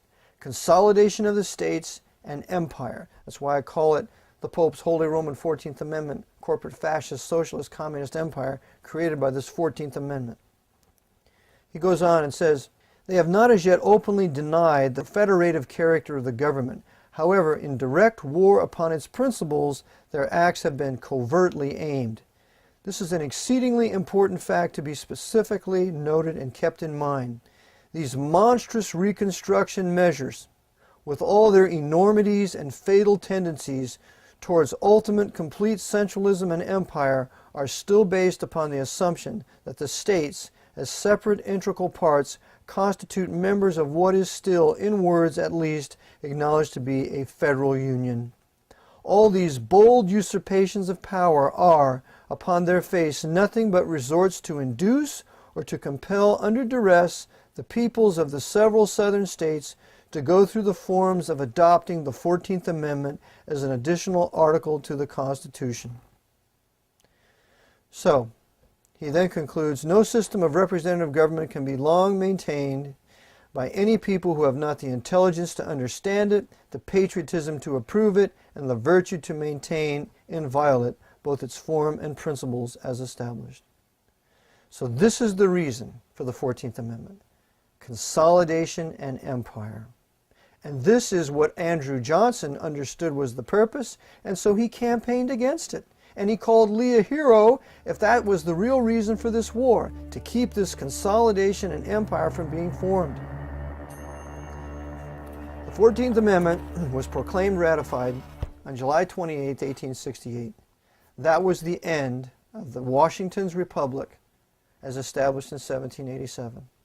So our white Anglo-Saxon, Protestant, and Baptist Calvinist Federal Republic of these United States lasted from 1787 to 1868. And a new nation was established in 1868, and that is called the American Empire in my book, and it has existed from 1868 to the present. And it is squarely in the hands of the papacy for two reasons: for destroying heretics, liberals, perfidious Jews, and infidel Muslims and Buddhists over the last 100 years since the Spanish-American War, or since really the Indian War of the Great Plains. The War of the Great Plains from 1860 to 1890 was the annihilation of the Native American Indians so that they could build an empire from sea to shining sea. A terrible crime. And it was all led by a Roman Catholic Army general named Philip Sheridan, who was advised by America's most powerful Western Jesuit at the time, Pierre de Smet. And it was this Philip Sheridan who said, the only good Indian is a dead Indian. With the 14th Amendment, the Constitution of the Founding Fathers was tossed into the dustbin of history, and centralization of power in Washington, D.C. was well underway. Now the American empire could begin in earnest. The American states, both in the North and South, would be subservient to the federal government and would be essentially slaves to this new master. In rapid succession, the United States found itself in one war after another. The Spanish-American War, World War I, World War II, the Korean War, the Vietnam War, the Cold War, Gulf War I, Gulf War II, and a host of smaller police actions, such as in Somalia, Bosnia, Afghanistan, and Libya. Looking over the last 150 years, one can discern the influence of the Jesuits in the initiation of these wars and conflicts for the purpose of building a world empire under their control. Early in the 20th century, the Jesuits were determined to start a new European war. Germany expelled the Jesuits in 1872. Russia had expelled the Jesuits in 1820. France had expelled the Jesuits in 1880. Britain had formally, although not in actuality, had formally expelled the Jesuits in 1829. Every country in Europe, Switzerland, 1848, every country in Europe had expelled the Jesuits except Belgium. And so the Jesuits said, well, now we're going to have to punish these people because they obviously didn't learn the lesson with Napoleon Bonaparte. So what we're going to do is we're going to use Britain and we're going to use America, and we're going to have a second 30 Years' War. The first one was from 1618 to 1648. The second one's going to be from 1914 to 1945. We're going to have World War I. We're going to have the Bolshevik Revolution. We're going to have the Spanish Civil War. We're going to have World War II. We're going to just have continual war for 30 years, and we're going to control all the factions. We're going to control the Allies, and we're going to control the Axis. The assassination of Archduke Franz Ferdinand was the spark that ignited the First World War. Archduke Franz Ferdinand was the heir apparent to the Austro-Hungarian throne. His inclusive policy towards the Slavic peoples and lenient treatment of Orthodox Christian Serbia made him unacceptable to Rome. He therefore could not be allowed to rule. The assassination was set for July 26, 1914. Since the year 1054, the Catholic Church has been waging war against Orthodox Christians. The Orthodox Christians did not accept the supremacy of the Pope. A war involving the major powers of Europe would be a perfect opportunity to have hundreds of thousands, if not millions, of Orthodox Serbs and Russians killed. Afterwards, Rome would be in a better position to dominate these countries. Who shot the Archduke?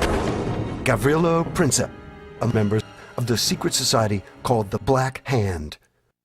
The Black Hand was founded by Freemasons.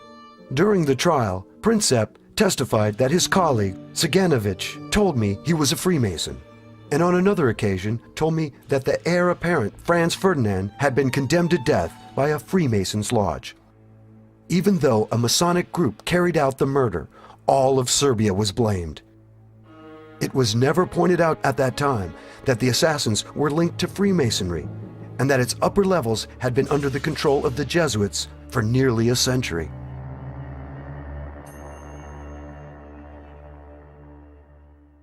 After World War I, a movement was put in motion to have a world government that would help the nations of the world live in peace. A peace controlled by the Jesuits.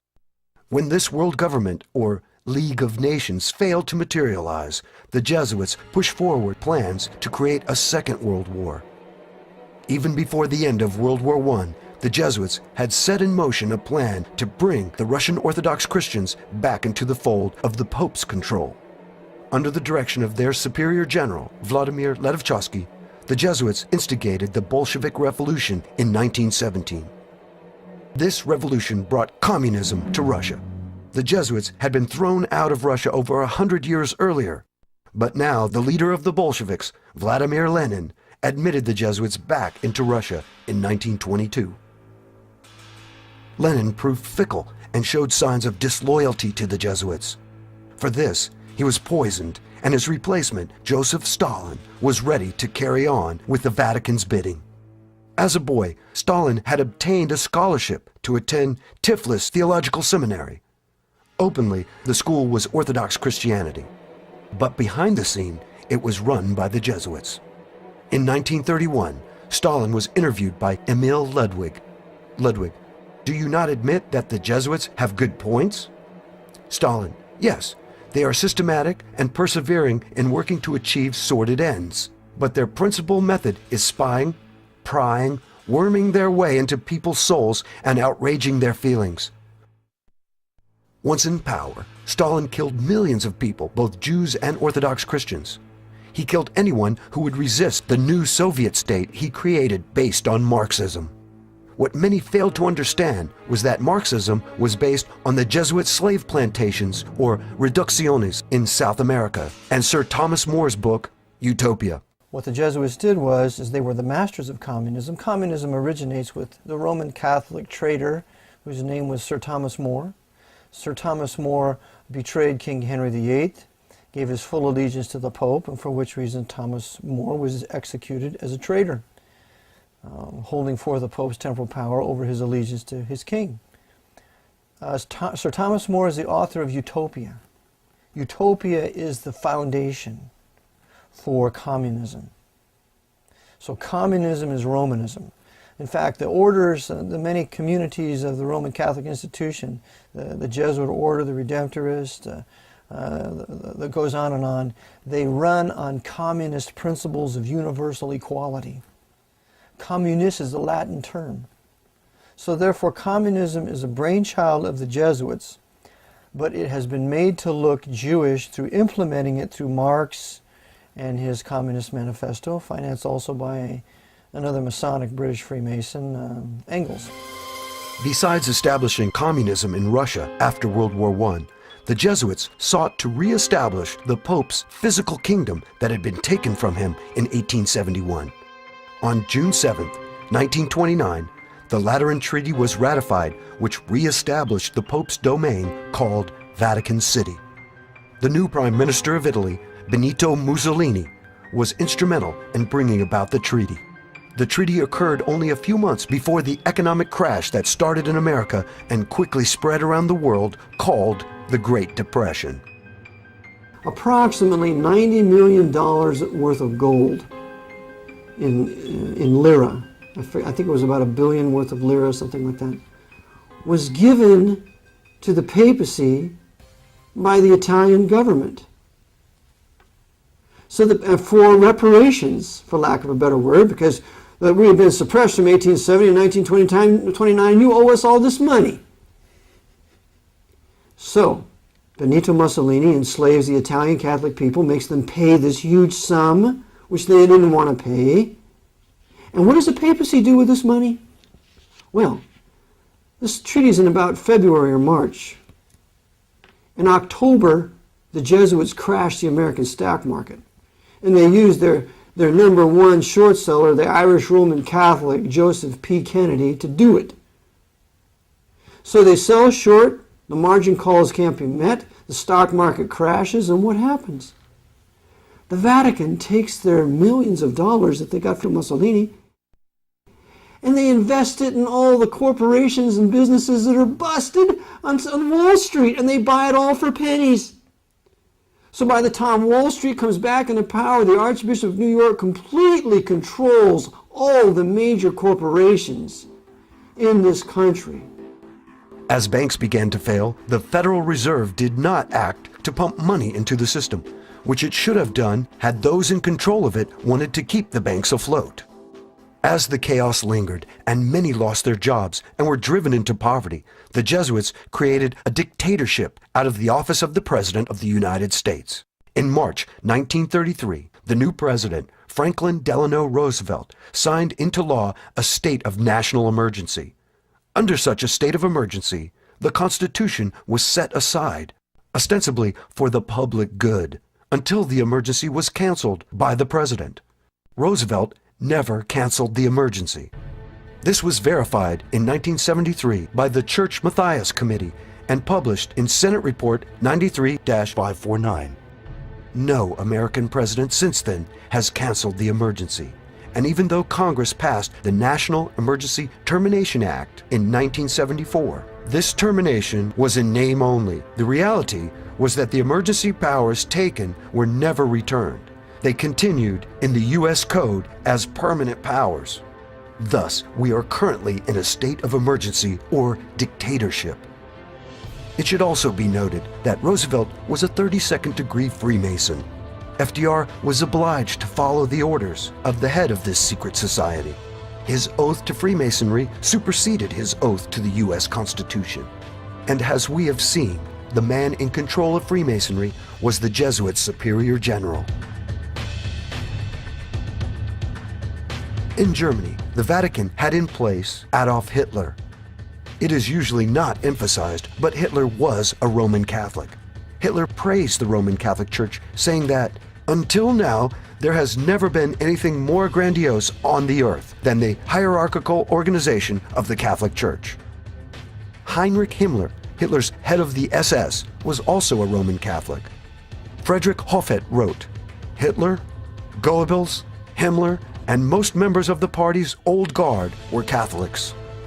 After the war, Walter Schellenberg, former head of German counterespionage, stated, "The SS organization had been constituted by Himmler according to the principles of the Jesuit order."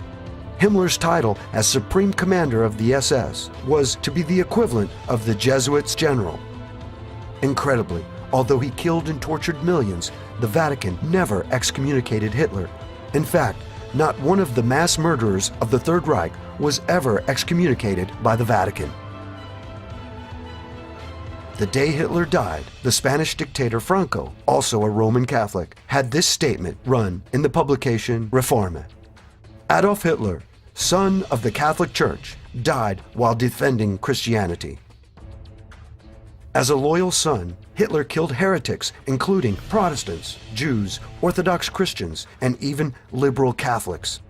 All told, the war dead numbered between 62 to 78 million people. 11 million of the total dead from World War II died in concentration camps, 6 million being Jews. The Jewish Holocaust was never condemned by Pope Pius XII, or for that matter, by any other pope. Why this silence?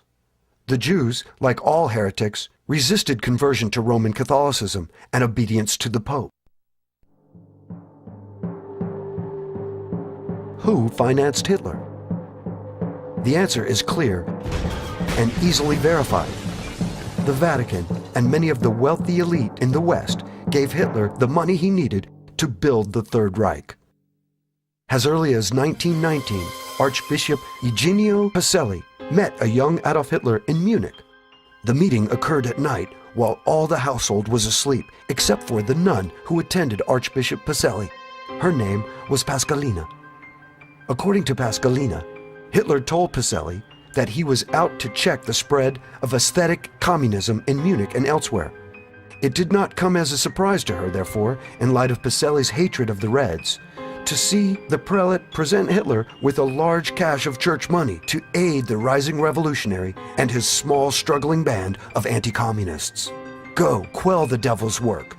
Help spread the love of Almighty God, Pacelli told Hitler. For the love of Almighty God, she heard the young man Adolf Hitler reply. Money for this young revolutionary also came from industrialists in the West. Hitler's rise to power was financed by London and New York and Berlin.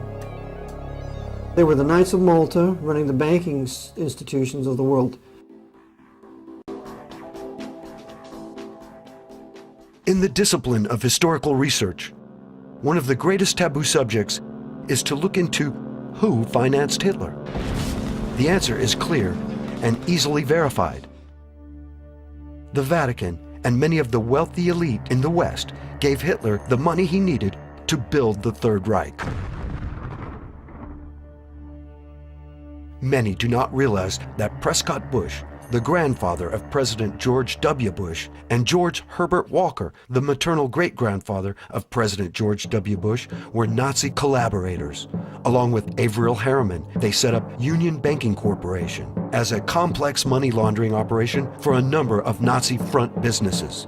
Documents at the National Archives and the Library of Congress show conclusively that Prescott Bush and George Herbert Walker should have been tried for treason because their Nazi dealings continued after the U.S. entered World War II. They had continued to do business with their primary Nazi patron, who was Fritz Thyssen, who backed Hitler beginning in 1921 and who was the wealthiest man in Germany, and a steel and coal baron who, with his partner Friedrich Flick, essentially built the Nazi war machine along with I.G. Farben.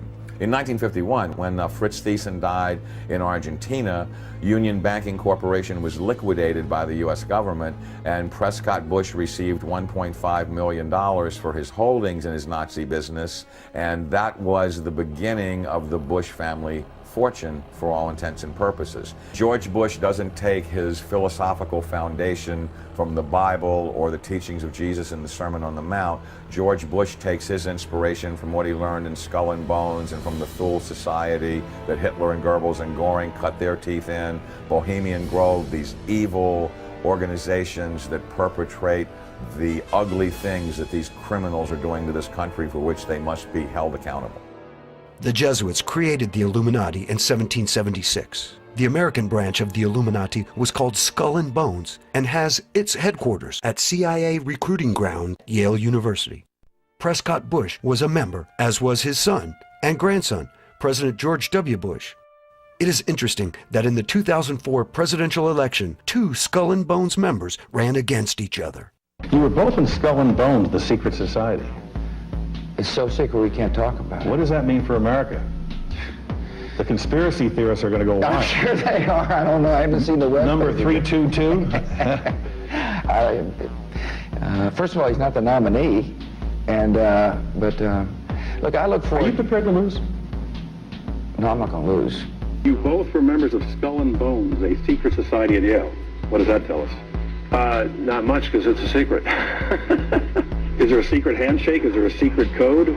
I wish there were something secret I could manifest. 322, a secret number? There are all kinds of secrets, Tim, but one thing is not a secret. I disagree with this president's direction. It is evident that the Bush family and others are under and have been under the control of the Jesuits for decades. Most people are familiar with Hitler's book, Mein Kampf. However, it may surprise many that Hitler did not write the book. Adolf Hitler was not a writer.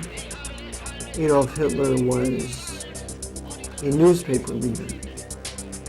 According to Kurt Kruger's great book, I Was Hitler's Doctor, it was published in 1934, he said that Hitler's lair was just filled with old newspapers, that's all he ever did was read. These old newspapers. He was not a writer. He was not a student of history. He was not a student of culture. If you read Mein Kampf, whoever wrote it knew the cultures of many different countries over many different centuries. They knew all about political practices. The writers of Mein Kampf were brilliant. And Mein Kampf, according to Leo Lehman, who was an Irish Roman Catholic priest, who wrote Behind the Dictators in 1942, said that Father Bernard Stampfel was the real author of Mein Kampf. Adolf Hitler was created to be an instrument of the Jesuits, and like Napoleon, Hitler served his creator well. Millions of the Vatican's enemies were dead, and America forgot George Washington's warnings and abandoned its policy of isolationism. During World War II, the Vatican targeted the Orthodox Christians in Croatia for destruction. As in World War I, the Orthodox Serbians of Croatia suffered again in World War II. A campaign of terror and murder was inflicted on the Serbs by the Croatian Ustaše regime. The leader of the Ustaše was Ante Pavelić, a Roman Catholic. Pavelić and the Ustaše murdered around 500,000 people, while 250,000 were expelled and another 200,000 were forced to convert to Catholicism. Like the Jewish Holocaust, Pope Pius XII never condemned these atrocities, nor has any pope since then condemned them. Once the war had concluded, the Vatican helped former Nazis escape Germany to safe havens in South America. They even helped Ustaše leader Pavelić escape to Argentina. Pope Pius XII was the Pope who saved hundreds of thousands of Europe's Nazis who passed through Vatican monasteries, Dominican, Benedictine, and Jesuit, where they were given shelter, new identities, new passports, sent largely to South America, but there were plenty sent elsewhere, including to the United States, where there was even a program to get the good ones out, Operation Paperclip, which is well known, but Canada let in, and I know this, Mackenzie King let in tons of Nazis who passed through the Vatican monasteries, and this Pope Pius XII could, it's impossible he didn't know about that. After World War II, a conflict began between the Western powers, mainly the US and Britain, and those of the East, the Soviets and the Chinese. It came to be called the Cold War. From its beginning, the Cold War was a way of keeping the world in chaos and fear, pitting the Christian nations against the communist nations. And most importantly, a way to keep the spotlight off the Vatican. Many people knew of Rome's backing of the Catholic dictators of Europe. They also knew of Rome's aid in helping many of them to escape. The Vatican had not been punished for these crimes. In fact, Pope Pius XII should have stood before the judges at Nuremberg. The Jesuits used the Cold War as an effective diversion for Rome. It worked like a charm. To get it started, a rock in the road had to be removed. That rock was General George S. Patton. At the end of World War II, General George Patton wanted to attack the Soviet Union. Patton saw the menace to the free world communism was and wanted to go ahead and end it. Patton's conversation to General McNarney in 1945 was revealing. Why do you care what these goddamn Russians think? We are going to have to fight them sooner or later. Why not do it now while our army is intact and the damn Russians can have their hind end kicked back into Russia in 3 months? The Jesuits could not allow the Soviet Union to be destroyed. As Robert Wilcox lays out in his book, Target Patent, Roman Catholic William Donovan, head of the OSS, arranged for the assassination of Patton. Patton had survived 3 previous attempts on his life. He also survived the 4th, but was hospitalized. While in the hospital, a refined form of cyanide was given to him that can cause or appear to cause embolisms and heart failure.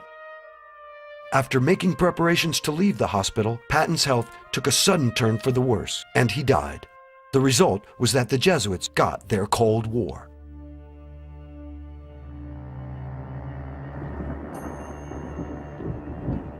During the Cold War, the activity of 2 U.S. presidents, John Kennedy and Ronald Reagan, reveals much about the power of the Jesuits. John Kennedy was a Roman Catholic who turned against the Vatican and the Jesuits.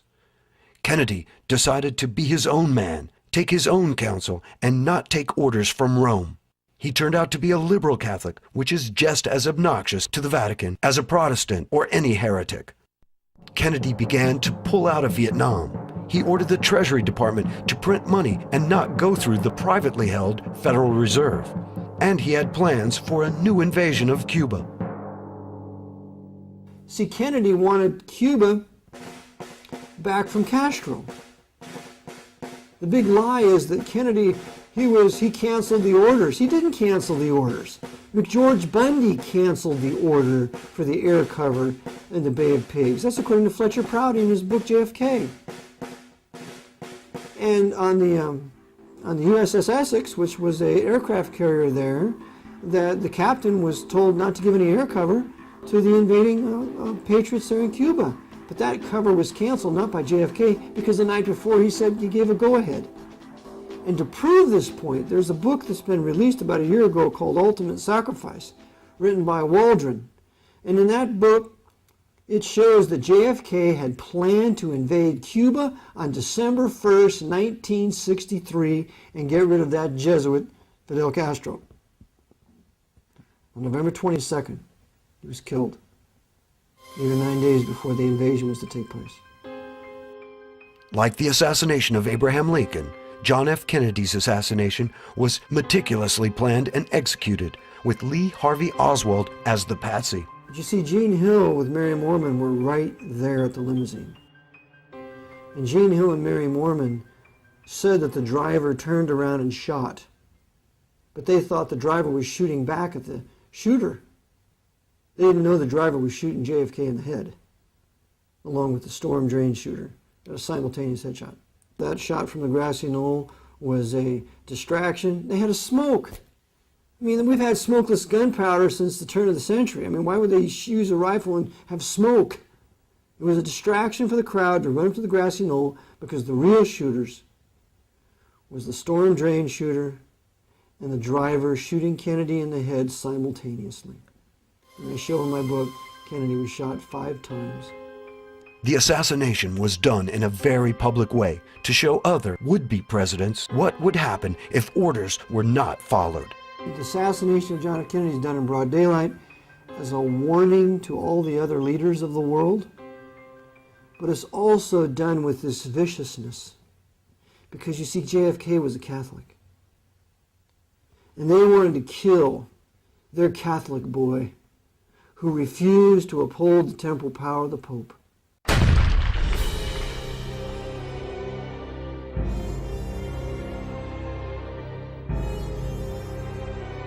So they killed him viciously and cruelly as a warning to any other Catholic who would dare trammel the temporal power of the Pope. In contrast to Kennedy, Ronald Reagan did everything he could to court Vatican approval after an assassination attempt on his life in 1981. Well, Ronald Reagan was advocating some things that would have built the middle class that were generally pretty good. He was talking like a conservative.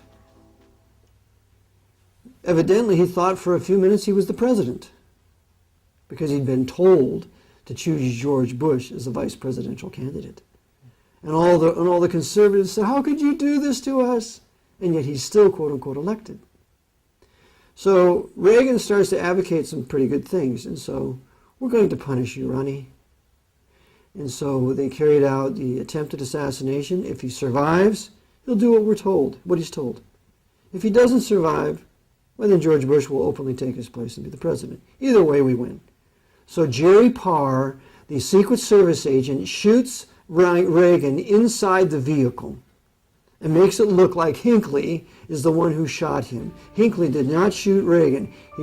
Reagan was untouched at the time he was entering the limousine.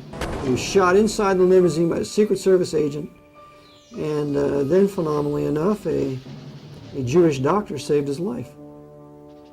So Bush was a part of this, of course. He was not openly made the president, but he was secretly the president during the entire 2 terms of Ronald Reagan. President Reagan has come to fulfill the greatest moment in the history of this conspiracy, because no other president has come as close as President Reagan with the Vatican, and even not even John F. Kennedy. What that means is they have done to President Kennedy, to President Reagan, what they were not able to do even through a Roman Catholic president. In 1984, Reagan established diplomatic relations with the Vatican. Not since 1867 had there been any official contact between the 2 countries. That relationship was formally restored by the worst president America has ever been disgraced with, our greatest traitor, Ronald Reagan. When he restored diplomatic relationships with the Vatican, formally recognized the sovereign state of Vatican City as a nation, and now America can enter into a concordat with the Pope, as warned by ex-Jesuit Alberto Rivera for many years. Ex-Jesuit priest Alberto Rivera also revealed a secret concerning the inauguration of Ronald Reagan that some noted at the time, but few fully understood. Alberto Rivera made a startling statement in which he said there would be a sign given to Jesuits throughout the world when all churches would be taken over by the Jesuit order. The sign was to be when a president of the United States took his oath of office facing an obelisk. For the first time in U.S. history, the swearing-in ceremonies were moved to the west front of the Capitol, and President Reagan faced the Washington Monument. After Reagan's presidential reign, the Berlin Wall came down in 1989, and the Cold War ended. However, instead of greater freedom, nations around the world found their governments becoming more repressive. Terrorism became the new foe, and the United States and other Western governments pledged to fight this new enemy at all cost. That included taking away all God-given rights from the people in order to bring about supposed peace and safety. In America and elsewhere, many noted that the government knew about the terrorist attacks in advance, but failed to stop them. In fact, it is now painfully obvious that the government allowed these attacks to occur. Unfortunately, the American people find themselves in the same situation and making the same mistake that the Southern people made before the war between the states. In the 1800s, the South, like the North, had Jesuit-controlled Freemasons and coadjutors in key religious, political, and military positions. Many newspapers were also under Rome's control. These men and media outlets created the agitation towards war. As the slave issue escalated, pushing the South towards secession, the Southern people fully expected God to be on their side. However, like America today, the people of the South failed to understand they were not on God's side. The South did not practice biblically sanctioned slavery. The Bible authorizes two types of slavery: a voluntary servitude to pay off debt, and slavery as a result of war. The South did not practice these types of slavery. The South practiced man-stealing or kidnapping for profit. Exodus 21:16 clearly states, "And he that stealeth a man, and selleth him, or if he be found in his hand, he shall surely be put to death." For their sin and refusal to repent of man-stealing, the South reaped a harvest of death and destruction. Likewise, America today is finding itself in the same situation. Instead of asking God why He did not protect them from the terrorist attacks on September 11, 2001, Americans were easily manipulated with pride and cried out for vengeance against a foreign enemy. A vengeance that brought multi-billion-dollar profits to the death industries by promoting endless war. Instead of asking God what they had done to offend Him and lose their blessed state, the American people are seeking answers and solutions from politicians, false prophets, and economic wizards. For the most part, the American people do not see a correlation between turning their backs on the God of the Bible and the disasters that have come down upon them.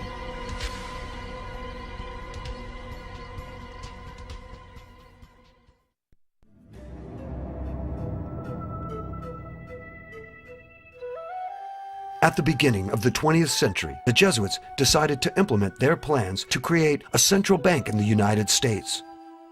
Their plan would enable them to pay for the wars that were coming as the American empire expanded. Once this was accomplished, the common man would hold worthless paper, and the Jesuits would be in a position to fund new wars using the U.S. military as its muscle. The Jesuits, in their Counter-Reformation, have set out to destroy the Protestant Reformation, which had a middle class and private rights and private wealth and private land ownership. And in their attempt to bring the world back to the Dark Ages, the 13th century, when Pope Innocent III was the demon pope of all of Europe at the time, set out to destroy the Albigenses and others. To do this, to destroy Western Protestant civilization, they had to implement the pillars of the Communist Manifesto. Well, two of those pillars are these. The national credit would be in the hands of the federal government. So therefore, the credit of this country is in the federal government as extended by the Federal Reserve Bank, which is a private bank. Lewis versus U.S. tells us this in a federal case. So this private Federal Reserve Bank, which is controlled by the Vatican through its various orders, particularly the old crusading orders like the Knights of Malta and the Knights Templars, which are today high-level Freemasons, they have put upon us this horrible Federal Reserve Bank, which is the Pope's bank, to finance all the Pope's crusades since no later than the Spanish-American War of 1898 to the present. In order to create this central bank, certain obstacles had to be overcome. First, those opposed to a central bank would need to be removed, and secondly, the law would need to be changed, or simply appear to be changed. To deal with the troublesome individuals who opposed a central bank, the Jesuits spared no expense. They built a ship of death called the Titanic. The sinking of the Titanic was the design of the Jesuit order to get rid of the opposition to the creation of a central bank in the United States. And the men on the Titanic were opposed to a central bank. They had to die. Among those were John Jacob Astor, Isidor Straus, Benjamin Guggenheim, and a host of other millionaires who were opposed to a central bank in America. Therefore, they had to be taken out of the way, and they were on the Titanic. The company building the ship was owned by J.P. Morgan, who was himself an agent of the Rothschilds family, the Rothschilds being the bankers for the Pope and the Vatican. The main Jesuit targets were brought on board. The captain of the ship was Edward John Smith. It appears from his actions that Captain Smith was a Jesuit coadjutor, that is, a Jesuit who has taken the oath but does not wear the robes. a coadjutor blends into the scenery and never looks like a Jesuit priest. It is a veteran sea captain, Edward Smith, who orders the ship to travel through an 80-square-mile ice field at full speed on a moonless night. There had been over 8 telegrams warning the captain of the danger. He's warned 8 times, slow the ship down, slow the Titanic down, you're going too fast. Not once stopped. Knew there was an iceberg field up ahead, knew that he should have slowed down, but didn't.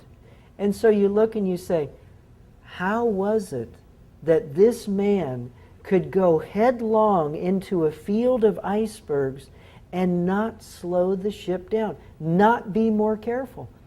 The only conclusion you can draw is, as a coadjutor of the Jesuit order, right through the line, the chain of command, he was told, sink the ship. And he did. On board the Titanic, and this is all documented in a National Geographic video that was put out in 1986. You can go to your local library and they'll either have it on hand or they can get it on library loan.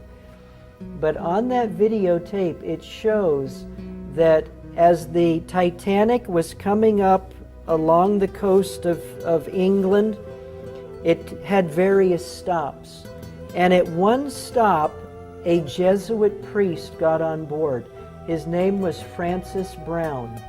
Francis Brown got on board the Titanic, took pictures of all of the wealthy people, took pictures of Edward Smith, the captain, and then, just before the Titanic set sail across the Atlantic, Francis Brown got off.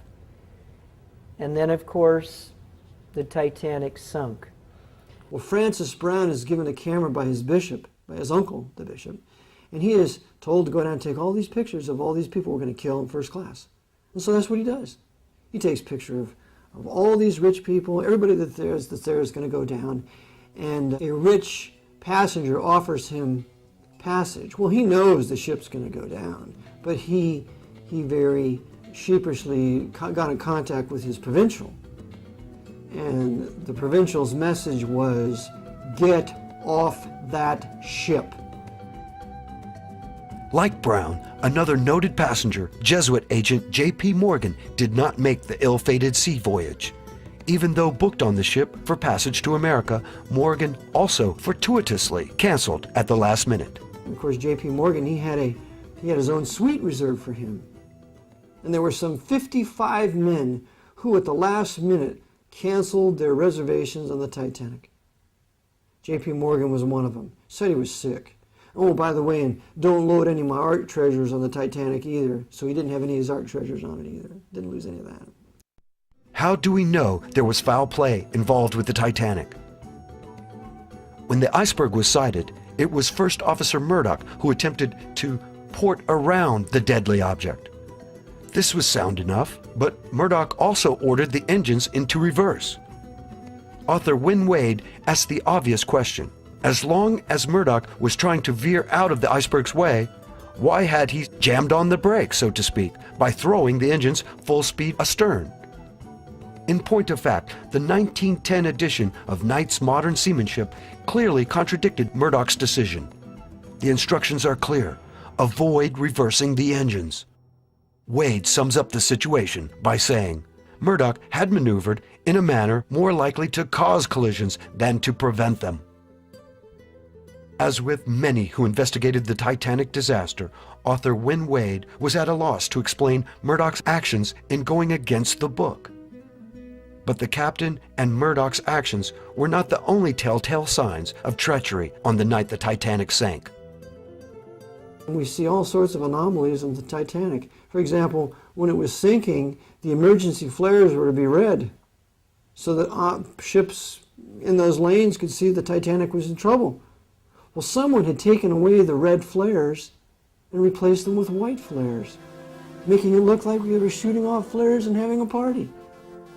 And then the loading of the boats, we know that was a fraud. They didn't allow the lifeboats to be completely loaded. They were only half loaded, some 1/3 loaded, because the targets in the first class could not be allowed to board. And the Jesuits were not only the captain, but his officers, and there had been a strike in England at the time, and the men who were normally the ones who would man the ocean liners, they were replaced by Jesuit coadjutors ready to board because they were all under oath to die for the Black Pope if necessary, and so they did carry out the sinking of the Titanic. But how is it possible that men will commit suicide as Captain Smith and some of his hand-picked crew obviously did? We have to understand that these men have died to their own self-will. And so they have completely been emptied of their own personalities, and upon the order of their commander will do exactly what they're told. There's no such thing as a disobedient Jesuit. This serves as a warning to all the other men of power, not only in our country, but in England and Europe. You mess with us, and we're going to do to you what we did to all those people on Titanic, and we're going to thwart the investigation, because a subsequent investigation of the sinking of Titanic blamed Bruce Ismay, the right-hand man of J.P. Morgan, and Captain Ward of England. They were the scapegoats, when they could have easily blamed the men of power at that time. Saw who canceled their reservations. It was a Warren Commission all over again. 9/11 Commission all over again. It's a whitewash and cover-up, and that cover-up is even more powerful than the murder itself. After many of the leading opponents to a central bank had been removed, the Jesuits moved to obtain passage of the 16th Amendment and the Federal Reserve Act, both in 1913. So they created the Federal Reserve Bank to finance their crusades. Without the Federal Reserve Bank, there's no war in Iraq. Without the Federal Reserve Bank, there's no World War II. There's no World War I. And there's a book written by Katz called The Money Changers, and in it he says that it's the Federal Reserve Bank and the creators of all this paper currency, fiat money, credit out of thin air. Without that, you don't have these wars. So they needed the Federal Reserve Bank to create wars on heretic and liberal peoples in Europe so that they could restore the Pope's temporal power throughout the European nations that was being thrown off in the 1800s.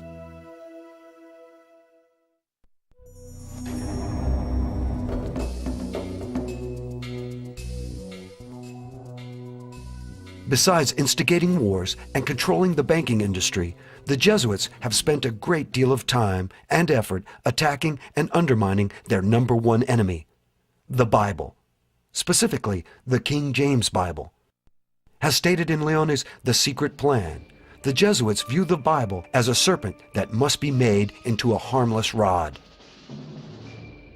In an effort to undermine the validity of the Bible, especially the book of Genesis, the Jesuits promoted Charles Darwin's unproven theory of evolution. Evolution theory postulates that man evolved or came about by chance. There was no God or divine agent at work in creating the world. All life had simply developed over time by mutations from a single cell that was formed billions of years ago. Supposedly, man himself had evolved from primitive ape-like creatures to his present state.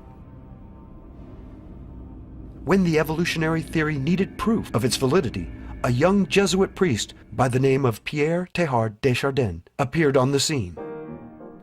In 1912, Teilhard assisted Charles Dawson at the digs in England where the Piltdown Man was discovered. This so-called missing link convinced most of the world that mankind had evolved from more ape-like creatures. It was not until 40 years later that the Piltdown Man was discovered to be a hoax. Philip Johnson, in his book Darwin on Trial, has this to say. Many persons familiar with the evidence, including Stephen Jay Gould and Louis Leakey, have concluded that Teilhard de Chardin was probably culpably involved in preparing the Piltdown fraud. By the time Piltdown Man was exposed, a generation had been indoctrinated into the belief that the evolutionary theory had a solid foundation in science. The truth of the matter is that the evolutionary theory is questionable or bad science, with no solid foundations in truth. To illustrate this fact, let's look at an exchange between author Luther Sunderland and Dr. Colin Patterson. Luther Sunderland was a creationist author and exponent. In 1978, Dr. Patterson, a senior paleontologist at the British Museum of Natural History in London, published a book entitled Evolution. Sunderland wrote to Dr. Patterson and asked why the preeminent evolutionist had not included any pictures of transitional fossils in his book. Dr. Patterson candidly replied, "I fully agree with your comments on the lack of direct illustrations of evolutionary transitions in my book. If I knew of any, fossil or living, I would certainly have included them.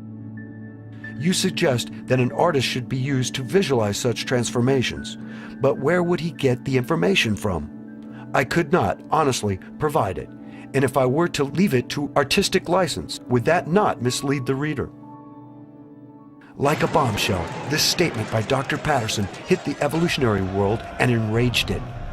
Patterson sought to pacify his evolutionary colleagues, but he never recanted. To those who had a modicum of common sense, it was evident that the evolutionary emperor was not wearing any clothes. Evolution was just a theory that had no hard evidence to back it up.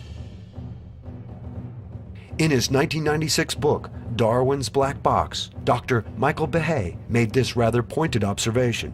In the face of the enormous complexity that modern biochemistry has uncovered in the cell, the scientific community is paralyzed.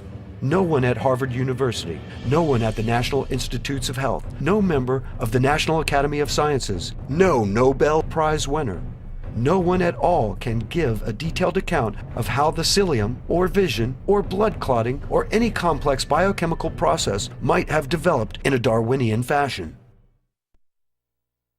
But in spite of this and other overwhelming evidence that the evolutionary theory had no foundation in fact, the Vatican came out with an extraordinary statement. On October 22, 1996, the same year as Behe's book, Pope John Paul II issued a statement to the Pontifical Academy in which he said, "New knowledge has led to the recognition of the theory of evolution as more than hypothesis." This endorsement of evolution showed the true nature of the Vatican. The God of the Bible had to be denied and relegated to the past. The Jesuit plan to cast doubt on the Bible as God's word of truth had come a long way. But Darwin's theory of evolution was not their greatest achievement in undermining biblical authority. The Jesuits set in motion an attack on the original Greek text of the Bible. The New Testament was written in Greek. For over 1900 years, the Greek text of the Scriptures had endured and come down to us as it was read by the first Christians. To be sure, we now only have copies of the originals, but the text has remained the same. Today, there are 5,686 Greek New Testament manuscripts in existence. Of these manuscripts, the majority, over 90%, have been used over the centuries as a basis for the text of the New Testament. This majority text came out of Antioch in Syria. Antioch became the headquarters for Christians of the first century, and the majority text is often referred to as the Antiochian text. But the authoritative line of manuscripts is more often called the Textus Receptus, or received text. The King James Version is based on the received text. In the past, there have been attempts to alter the received text. A group of Gnostic Christians centered in Alexandria, Egypt, altered some manuscripts in the 3rd century. The corrupted Alexandrian manuscripts downplayed the divinity of Jesus. The famous scholar Origen seems to have had a hand in this undertaking. However, the Christians of that time were not fooled. In the 4th century, another attempt to pass on these same corrupted manuscripts was led by the Roman Catholic scholar Jerome. Jerome made a translation of the Bible using the corrupted Alexandrian texts in 380 AD. Jerome called his translation the Vulgate. Jerome's new translation was promoted by Rome, and those who did not use it were persecuted. It was not until the Reformation that the uncorrupted received text was again used to translate God's Word into the common language. The result was such translations as Luther's German New Testament of 1522, Tyndale's English New Testament of 1526, the Geneva Bible of 1560, and the King James Bible of 1611. Since 1611, the King James Bible supplanted other English translations to become the most revered and cherished translations of Protestant Christians throughout the world. Then, in the late 1800s, two men worked to change that. These two biblical scholars were Brooke Foss Westcott and Fenton John Anthony Hort. Westcott and Hort created a new critical text based on the theory that the New Testament was preserved almost perfectly in the two oldest manuscripts, the Sinaiticus and the Vaticanus. The Sinaiticus manuscript was discovered in 1844 in a Roman Catholic monastery. Facsimile copies of the Vaticanus manuscript were brought out of the Vatican Library in the late 1800s. Both of these manuscripts were from the corrupted Alexandrian line. Using these two manuscripts as a foundation, Westcott and Hort began to put together their Greek text of the New Testament in 1853. In 1881, they completed and published their work. According to Westcott and Hort, now for the first time, the true text of the New Testament was available to believers. Significantly, it is from the Westcott and Hort Greek text that many modern Bible translations have been produced. And what has been the effect of this change to those in the pews listening to the Word of God? With regard to John 1:18, we read in the King James Version, "No man hath seen God at any time. The only begotten Son, which is in the bosom of the Father, he hath declared him." The same verse in the New International Version, based on the Westcott-Hort text, reads, "No one has ever seen God, but God the one and only, who is at the Father's side, has made him known." Despite the somewhat confused rendering in the NIV, the change really amounts to altering only begotten Son to only begotten God. The appearance of this alteration in a small body of text originating from the veritable capital of Gnosticism, Alexandria, would suggest that the Gnostics made their mark in these texts and at this verse. Gnostics saw matter as evil and spirit as good. God was spirit and could not be involved with wicked matter or flesh, especially in the conception of a child. To Gnostics, the virgin birth was an impossibility. Another example of the corrupt influence of the Alexandrian manuscript was found in Acts 2:30. King David is spoken of in this verse as, "Being a prophet and knowing that God has sworn with an oath to him, that of the fruit of his loins, according to the flesh, he would raise up Christ to sit on his throne." The same verse in the New International Version, based on the Westcott-Hort text, reads, "But he was a prophet and knew that God had promised him on oath that he would place one of his descendants on his throne." This is a clear-cut example of the removal of a biblical statement concerning the literal incarnation and physical descendants of Jesus Christ from David. This is in line with many Gnostic systems, which viewed Christ as a purely spiritual being, an aeon emanating from the everlasting. The reading presented in the traditional text, where Christ in the flesh is said to be in physical descendants from David, would be antithetical to these speculative systems. There are many other examples that can be used to illustrate the point that the Westcott and Hort Greek text holds contrary views to the doctrines and teachings of the majority of the existing Greek manuscripts. Unfortunately, most Christians today are ignorant of this and still rely on the corrupt Westcott and Hort Greek text. Since they have had such an impact on the biblical text from which many modern translations come, it might be helpful to know more about Westcott and Hort. Supposedly, these men were Protestants. Specifically, they were Anglican or Church of England scholars. Moreover, unlike what one would expect from a believer in the truth of the Word of God, Westcott did not believe that the first 3 chapters of Genesis should be taken literally. In a letter to Hort, Westcott stated, No one now, I suppose, holds that the first 3 chapters of Genesis, for example, give a literal history. I could never understand how anyone reading them with open eyes could think they did. Westcott also doubted the miracle stories in the Bible. He stated, "I never read an account of a miracle, but I seem instinctively to feel its improbability." But even more telling is Westcott's devotion to John Henry Newman. Newman, along with several other Church of England clergymen, began the Oxford movement in 1833. The purpose of this secret movement was to reunite the Church of England with the Roman Catholic Church. That same year, a clandestine meeting was held in Rome between John Henry Newman, Richard Froude, and Monsignor Wiseman. When asked what it would take for the Church of England to be accepted back into the Roman Catholic Church, Monsignor Wiseman answered, "The Church of England must accept the Council of Trent in its entirety." Consider that. In 1833, the spokesman for the papacy brings up the acceptance of the Council of Trent as the main condition for reuniting with Rome. The Council of Trent met and declared 125 anathemas against the Protestant Reformation. The Pope and the Jesuits had not changed their minds then or to this day.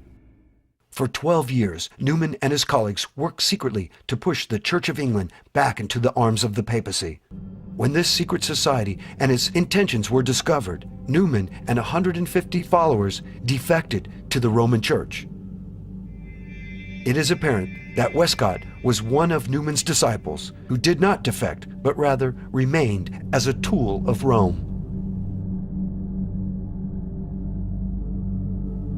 Westcott's scholastic partner and pupil, Fenton John Anthony Hort, was no better in his biblical faith. Although Hort doubted the existence of a literal devil and of eternal punishment for the godless, he did believe in the Roman Catholic concept of purgatory. Hort stated that the idea of purgation, of cleansing as by fire, seems to me inseparable from what the Bible teaches us of the divine chastisements. Hort also adhered to the Roman Catholic teaching of baptismal regeneration. Hort stated, "We maintain baptismal regeneration as the most important of doctrines. The pure Romish view seems to me nearer and more likely to lead to the truth than the evangelical." These false teachers worked ceaselessly to undermine the King James Version of the Bible and install new Bible versions more acceptable to the Vatican.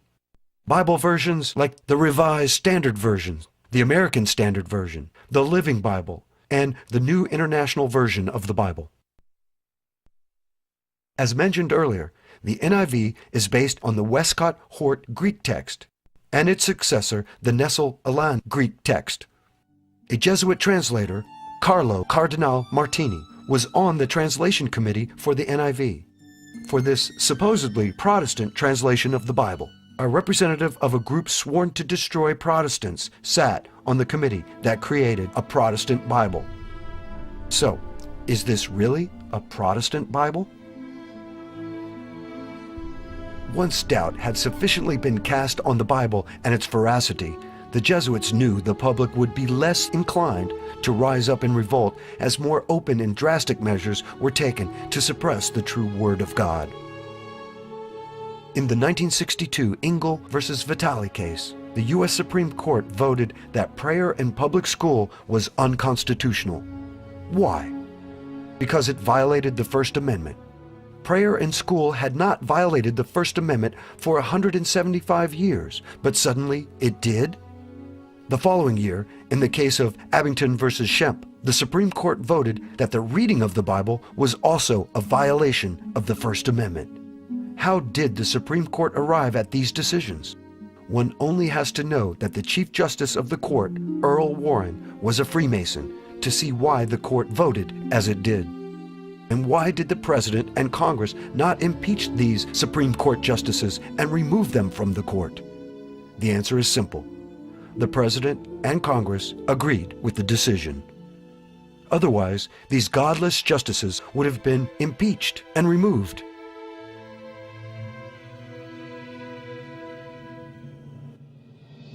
How did this happen?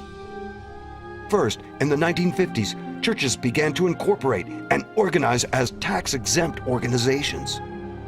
Churches had always been tax-exempt, but now they could offer their congregations tax deductions for tithes and offerings. It was Senator Lyndon Baines Johnson who pushed for the churches to be added to the Section 501c3 of the tax code. For a 501c3 church to openly speak out or organize in opposition to anything that the government declares legal, even if it is completely immoral, the church will jeopardize its tax-exempt status. The 501c3 has had a chilling effect upon the free speech rights of the church.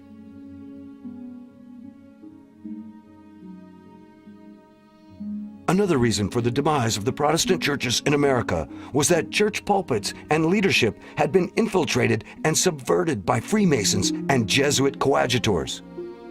It was at this time, the late 50s and early 60s, that the Second Vatican Council met and set new goals for achieving old purposes. Vatican II fits right in harmony with the Council of Trent, because what you have is at Trent, the Catholic Church said, we will not compromise with Protestantism.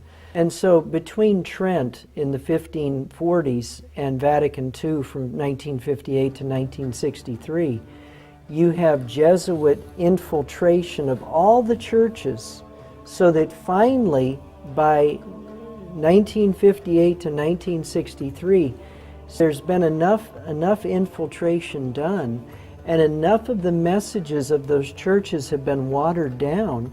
So now Rome comes in with the ecumenical movement. That's what John the 23rd did at Vatican II.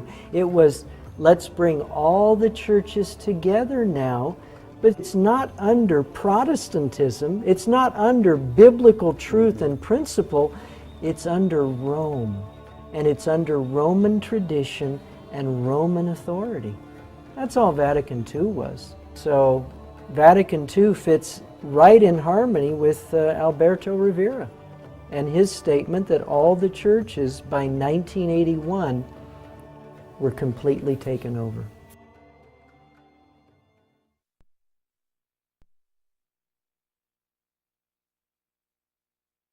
What is the ultimate goal of the papacy? What is it that has not changed since the meetings in Vienna, Verona, and Chery in the early 1800s? The answer is domination of the world. The Vatican is seeking to create a one-world government or New World Order. And what will be the capital of this world government? Not Rome, but Jerusalem. In 1993, the Italian newspaper La Stampa carried a curious article that said the Vatican had gained control of a portion of the Temple Mount in Jerusalem. They want their capital back. The Crusades haven't ended. They've done this before. It's not a new phenomenon here. What the Vatican wants is, Rome is their second capital. They want a crusade to liberate what they view as their actual physical capital. And that's where they don't want Jews in Jerusalem. What they're trying to do with this war now is take an eraser to all of these countries, right? Now you have no more countries. One massive trading bloc, right? In the middle of this, you've got a city that is revered big time. The papacy has wanted to move from Rome to Jerusalem ever since the very first crusade. They still want to do that. And how do we know this? We know this because a person named Marc Halter, the French intellectual friend of Shimon Peres, gave an interview in a now defunct magazine, Israeli magazine Shishi, where he said in May of 1993, I delivered a letter to the Pope, Shimon Peres, promising the Vatican East Jerusalem. And he gave a few details. East Jerusalem would be policed by the UN. The Vatican would get control of all holy sites of all religions. And the PLO would get a state within this enclave. The Vatican gets the holy sites and the UN gets to police the place. And now we've got two magazine confirmations. And Arafat agreed to this. According to La Stampa, 3 days before the signing Declaration of Principles. Arafat agreed to the deal. And then when he didn't get the deal, the terror started in earnest.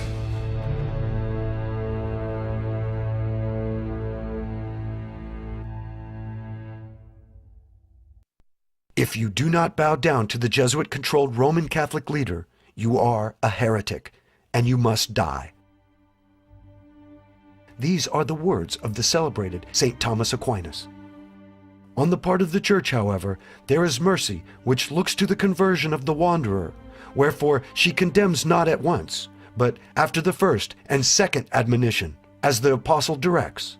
After that, if he is yet stubborn, the Church, no longer hoping for his conversion, looks to the salvation of others by excommunicating him and separating him from the Church, and furthermore delivers him to the secular tribunal to be exterminated thereby from the world by death.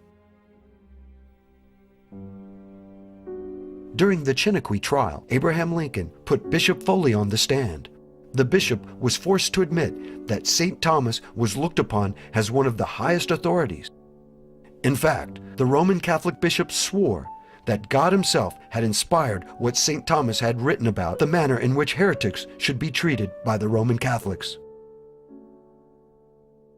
If the Vatican has its way, the future for all who speak out against the Pope or who do not go along with the goals of the Jesuits is one of torture and death.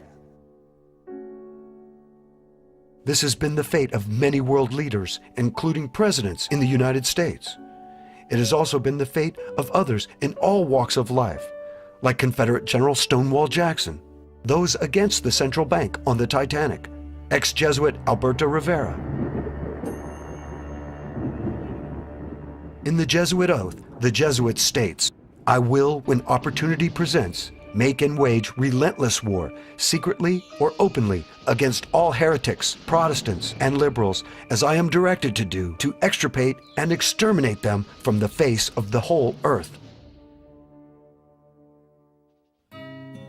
In light of all that has been exposed in this documentary, what is to be done? First and foremost, Christians should seek the Lord's guidance through daily prayer and Bible study. We should pray for a new reformation, not a false revival, nor one that piggybacks on a political movement, or even one that tries to take control of the existing Antichrist, Republican, and Democrat parties, but rather a reformation that emphasizes the God of the Bible, a Bible based on the Textus Receptus, like the King James Version. Secondly, the Bible tells Christians to separate ourselves from evil. Be ye not unequally yoked together with unbelievers. And in the same chapter, verse 17, "Wherefore come out from among them, and be ye separate, saith the Lord." We should seek for a peaceful separation or secession from the American Empire. We want to go back to a typical constitutional Protestant form of government that was isolationist. We kept our noses out of the businesses of other nations, and we sought to develop our own country.